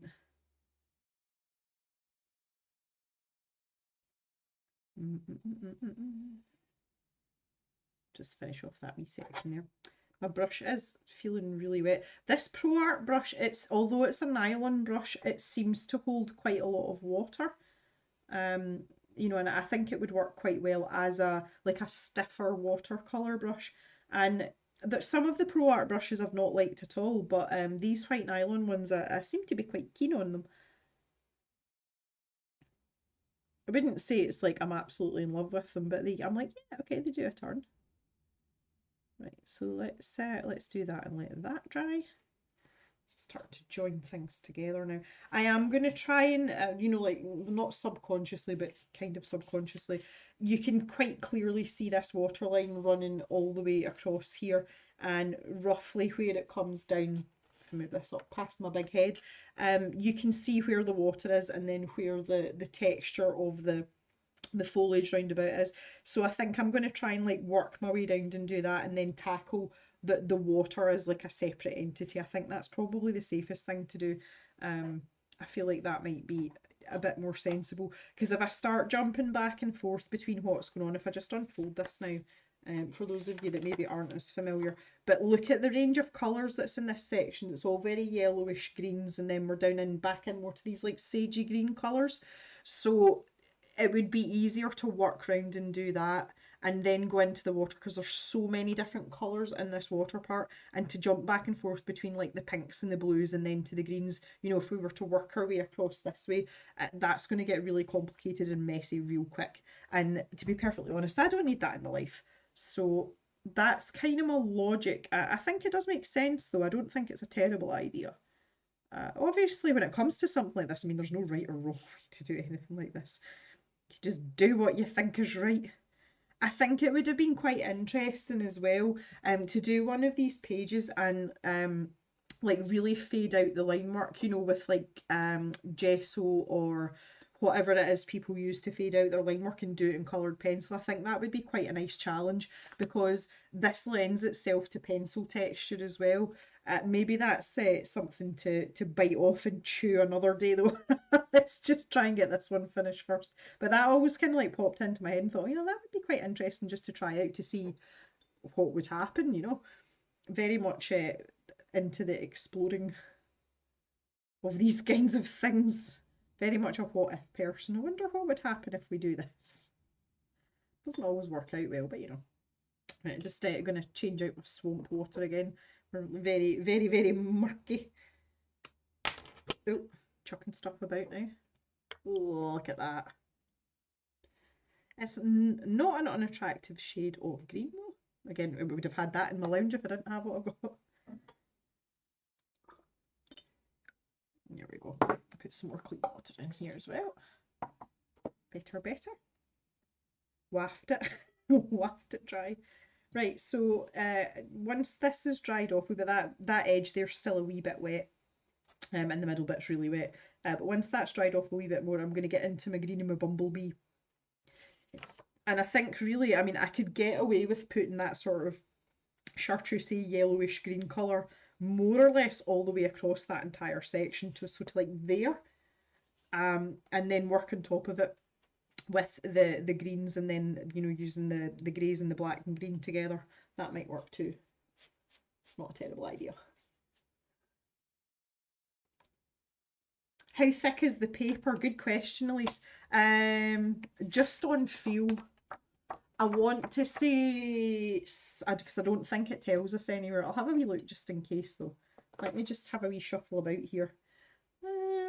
I would say somewhere between 200 and maybe 230 GSM. It's thick, but it's not thick, if that makes sense. Oh, you know me, always so very scientific and precise with these things.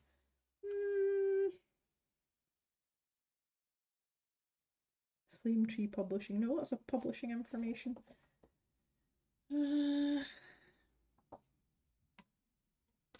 No, it doesn't tell us anything about the paper. I would wager closer to 200 than 250, if I'm honest. Just by feel. Yeah, I was like, that feels really thick, but that's because it was 2 pages I had. Yeah, I would say about 200 GSM. It's quite smooth as well though. So for the pencil thing, I'd be like, because you all know I like a bit more of a textured paper for that. Okay, I think this edge is looking a bit drier now. Get my wee plate back here, bless it, this little plate. I want to try and pick up some of this water, like this. I don't know what, I honestly don't know what's going on here, but let's try and thicken up a little bit. Just pull all that really watery colour in. And we'll thicken it up with more paint.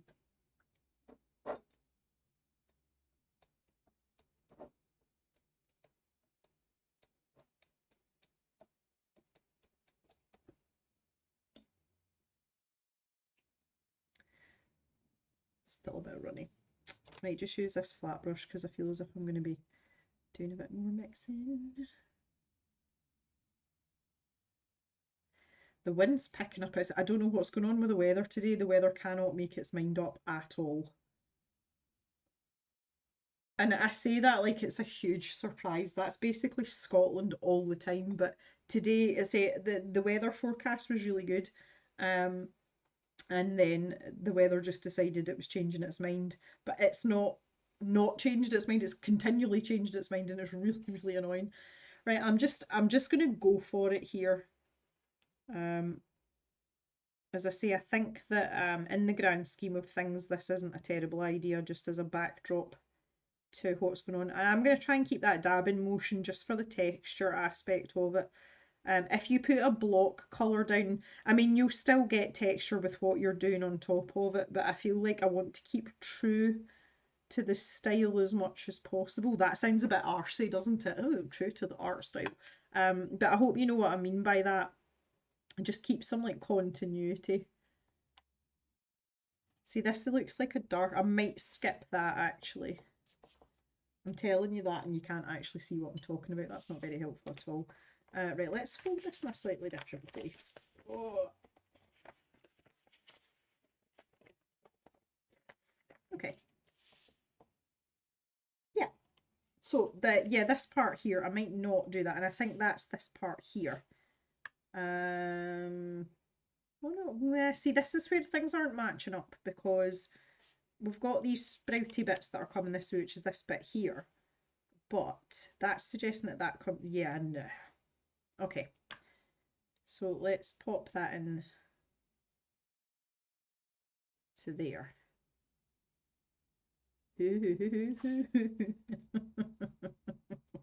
Just making a mess at this point. Oh, goodness me. Hot press is better for gouache, so smooth good. Well, it is Elise, but we're not looking for smooth here. We're trying to get as much texture as possible. So actually, hot press isn't good. And some people don't like to use hot press paper for gouache. Some people like to use it on cold press. I personally like the sort of flat block colour you can get from gouache because of its opacity. So I would favour it. But I mean, I use that little, the Sea White watercolour journals that I sell in the stash shop. I've got one of them for myself, and that's where I most frequently paint in gouache, honestly. And that's a cold press paper. So, you know, take from that what you will. But no, I would say specifically with this smooth. Smooth is not really our friend here. We will make it our friend eventually. It'll be fine. Can you hear me starting to get hoarse now? because I've been talking for 2 hours, never shut up. Blinking day job, late to the party again. Hi Green Hat, how you doing? I don't know if you know we're having a live stream on Friday night. You know I talked about the swatching out the pastel tint pencils. We're having that on Friday night, and it's going to start at 5:30. So half an hour later than where we are now. So maybe you can join us for that if you're not too busy. I know you've got a very busy household, but that might be better for you in terms of not getting in the way of working, or vice versa. You didn't get a notification today. Very rude. I don't. I've given up with the YouTube notifications and stuff. Honestly, like I don't think they're doing what they say they're doing, and it's the same with everything else on YouTube. I've kind of given up hope, and I don't rely on them for anything now, because you can just nothing's guaranteed. I mean, even the ad situation's not guaranteed. So just take it with a pinch of salt. Don't stress. Don't worry about it. And that's why I like to, at the very least, put out something on the community tab. If something's changing, if the routine's changing or whatever, at least you guys have got half a chance of seeing it. I also, for those of you that have Instagram and not Facebook, I don't like posting the updates for the streams and stuff on Instagram, because it kind of makes my feed look a bit crappy, because it's just all these thumbnails with text in them. I still use Instagram in the very traditional sense to just share my art and have like a very visual feed. And I always think that announcements for streams and stuff spoil that, but they do automatically go to Facebook as well. So hopefully most of you see that through socials um, rather than having to rely on YouTube to send you notifications even though you've asked for them. Oh, it went out over the line there. Oh no. Right, there we are. We'll let that settle down a wee bit now. Oh, Rika set a reminder on her phone. Well, that's something that since I bought my iPad, I have I've always been a person that keeps like a diary or some sort of planner, because I like to be organized, and I've taken up good notes on the iPad, which I didn't have on my phone because it's too cluttered on the phone, and so far I'm really enjoying it. So I've put in like excuse me, repeat events for things like the live streams or whatever, which I'm hoping will be useful going forward. Right, let's mix in some of this. Ooh. Are you all surprised we've got into this stream and I am all of a sudden in a a puddle of green? I, for one, am not surprised. See, this part started to dry already, which is great. It's just kind of need to get that in there a little bit. Then back to the dab. Dab, dab, dab, dab. Pull in a little bit of this darker colour as well. Ooh, well, that was a bit much. Got a bit carried away there, guys.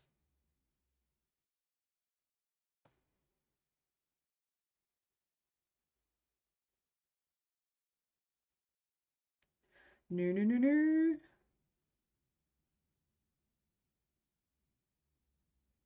Just pop a wee bit more of that in there.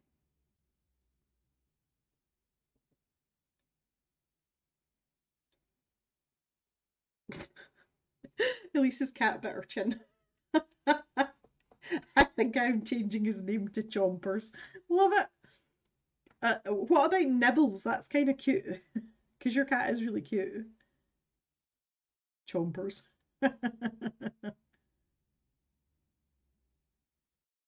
Right, there we go. I've just realised that my autofocus is on.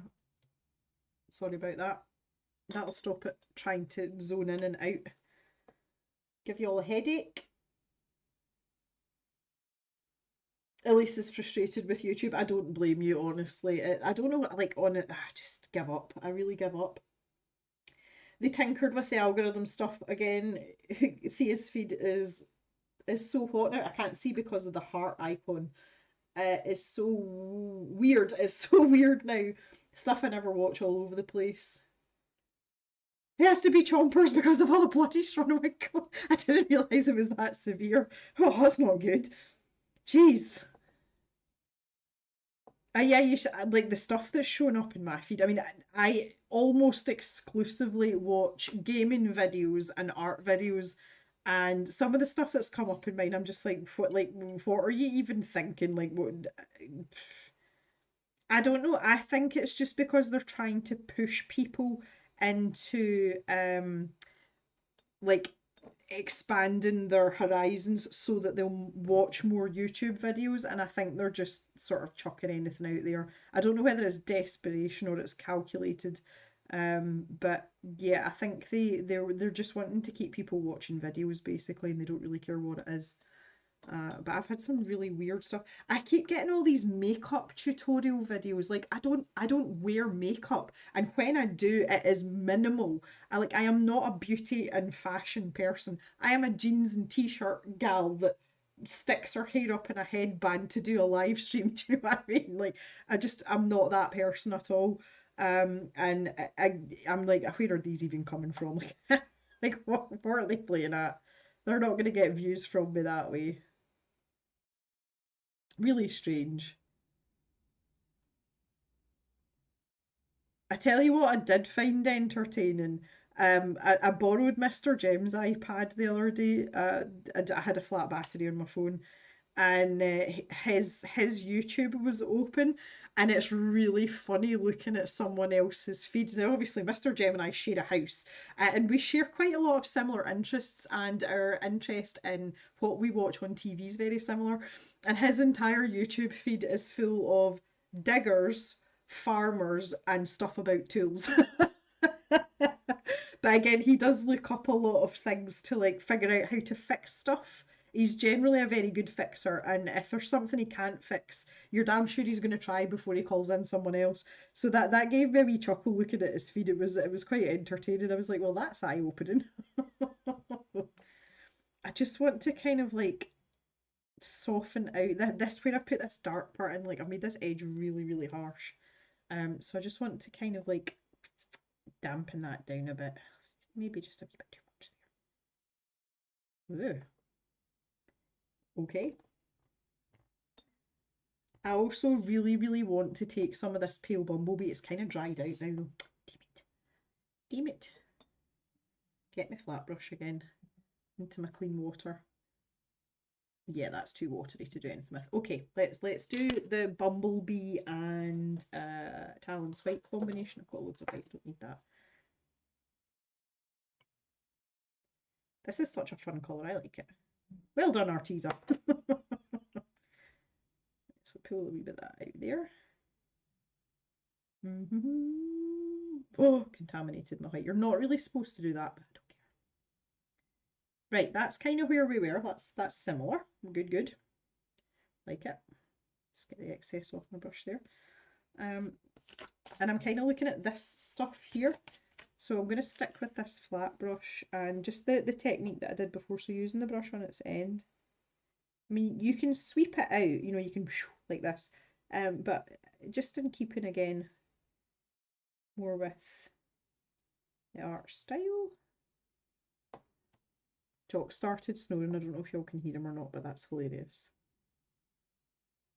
Snowden's getting about a hand.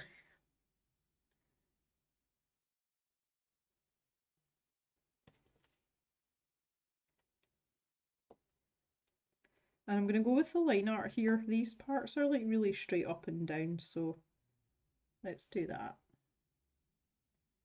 Just building up a nice base here so that I can put the, you know, the dabby lines in later. And I would rather it was subtle, because we can always build on that. Whereas if you go in hammer and tongs and it sticks out like a sore thumb, there's always that chance that you might be able to make it look better, but you might not be able to repair it fully.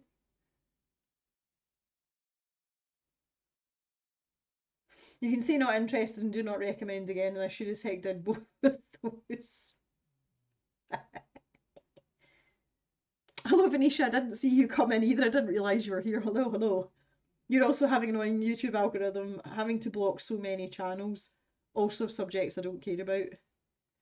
Where is your jock, Mike?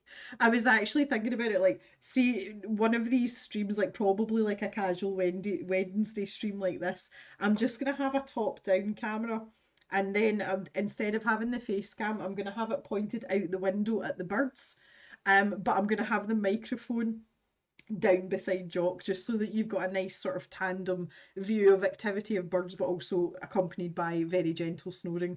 And you can just have me for the visual part. That'd be a cracking idea, like multi-view stream. I don't really think you want to listen to Jock snoring unless y'all are trying to like chill out. But it doesn't bother me or anything. It only bothers me when I'm trying to watch TV and I can't hear the TV because he's snoring that loud. He was doing that last night. It was quite funny.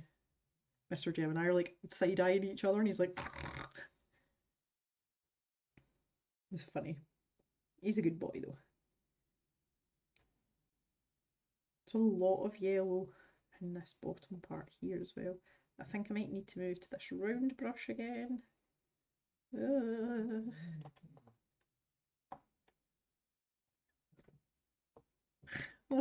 Just going with this. Not for the next 2 weeks, please. Not for the next 2 weeks because Jan needs to be here. Well, I think let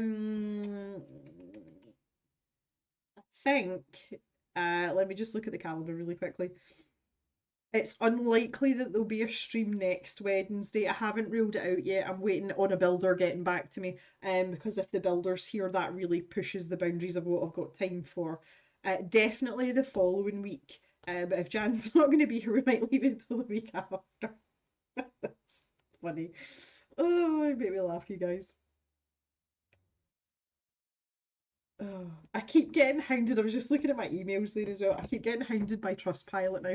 They want me to take a paid plan, and I'm not doing it. Time for me to do a few house chores. Thanks for streaming, Jem. You're very welcome, Yana. Thanks for coming along. It was nice to see you. I enjoyed looking at your pictures in the Colouring Connection Facebook group as well. They're beautiful. So yeah, thanks for popping in and enjoy the rest of your day. Hi, Terry! Yay! Better late than never. Yeah, we're kind of winding down now, Terry, but as you're just said, absolutely better late than never. Really nice to see you. I love having all these wee familiar faces popping in and out. I'm at the point where I'm just making a mess, Terry. I'm not not doing anything constructive other than covering the white of the paper. But you know, keeping it real, keeping it real. I think though that's not a bad base. Like I'm quite happy that that'll set me in good stead when we come to cover this sort of expanse here. Um, and I would say that's fairly good progress. If I just zoom this out a wee bit, so that you can see the whole thing. This has turned out okay down here as well. Like, oh, you know, if I kind of pop that there, I think we need some more work in here. It's not detailed enough. This needs to be darker. In fact, just while we're here, seeing as we're still here, grab a wee bit of this really dark colour. Yeah, and just bring this down a little bit more. We'll go sparingly though. Seems to just be that one really dark area there. Oy. May even bring that in there as well. Whoa. Yep, there. Instantly happier. Yeah, we definitely need more layers and more detail in this section here. And we need some lighter green to encroach over here before we deal with this massive section. But yeah, that's not bad at all. Next time I think I will add in a really bit of diluted pink that's obviously been picked up from these pond lilies into this area here as well. Whether I do this in my own time or you know I do this in a stream, we'll wait and see. I am working away on the Aqua Buddy stickers just now. I've taken a few like tutorials on Procreate. I'm just familiarising myself with the software. I'm getting on really well with it, so I think I might actually be better editing the Aqua Buddies in Procreate rather than Photoshop to get them sticker ready. So I'm planning on doing that this week, so the stickers will be in production next week. So depending on where I am with that will depend on what else I'm doing. I might have time to do some of this. I might not, but we will take it in steps. But if the stickers get done, we might get to the point next week where we're looking at maybe starting another project for our Wednesday streams. We shall see. Yeah, I did cover quite a bit of the white there, didn't I, Thea? Okay, right. Yeah, I think I'm done. I think it's a good time to stop. It's 5:20. I know we were late starting, but there we go. A lot of cleaning up to do today. That's the only thing about using gouache is the cleanup. Well, it's the same with, with any paint, but it is a bit easier with watercolor. But not a bad effort today, and it was actually really nice to spend some time on something a wee bit different. I spend most of my time in pencil, so it's nice to come and have a little play about and kind of make things up as I go along, because I kind of like that a little bit. It's been really good chats today as well. You wouldn't mind another stream with this page? How does everyone else feel about that? Would you like to see me do a bit more of this? Maybe not the entire thing as a series, but if it's something that you would like to see, let me know in the chat, because I'd be happy to save this for next Wednesday and maybe do a wee bit more. I think I would try and do a little bit in between, like I do a little bit of homework. Eureka's enjoyed a chilled out paint stream. Okay, yeah. Yes, more. Okay. Oh, okay, right. Well, that's fine then. Yeah. See, if I've got time between now and next Wednesday, that's if we're streaming next Wednesday. Between now and the next stream, I will maybe do a little bit more and finish off some of the details and the parts that we painted today, and we can maybe push this on a little bit further the next time that we stream. I will let you know in advance. I'll probably know by the weekend whether next Wednesday is a green light or not, but as always, I will post on the socials and also on the community tab and keep you up to date. Pink under hands. Yes, that is lovely. Thank you very much, guys. So yes, pink under hands for everyone, for Thea and everyone that has come in and said hello. Really, really appreciate it. I had quite a nice chilled out little afternoon. All good. Pink under hands from Daria. And yeah, I'll maybe save this for another WIP Wednesday. I hope you all got a little bit done on what you were working on too. I mean, I hope it's been productive in some way. Yes, thanks to Thea. Yay! I'm really glad the internet held up as well, because I was worried about that. Oh, you guys are the best. You're just the best. Okay, well, I hope you enjoy the rest of your day. I know some of you it's like the middle of the day, or if you're in silly places, then it's the start of your day. Not looking at anyone in particular, you know who you are. I hope you enjoy it. I am going to go and have a little bit of a clean up, find out where Mr. Jem is, see if it's still raining, and maybe think about food and what I'm going to have for dinner. So enjoy the rest of your day, guys. Thanks for coming and hanging out. And I'll see you really soon. Bye for now, everyone.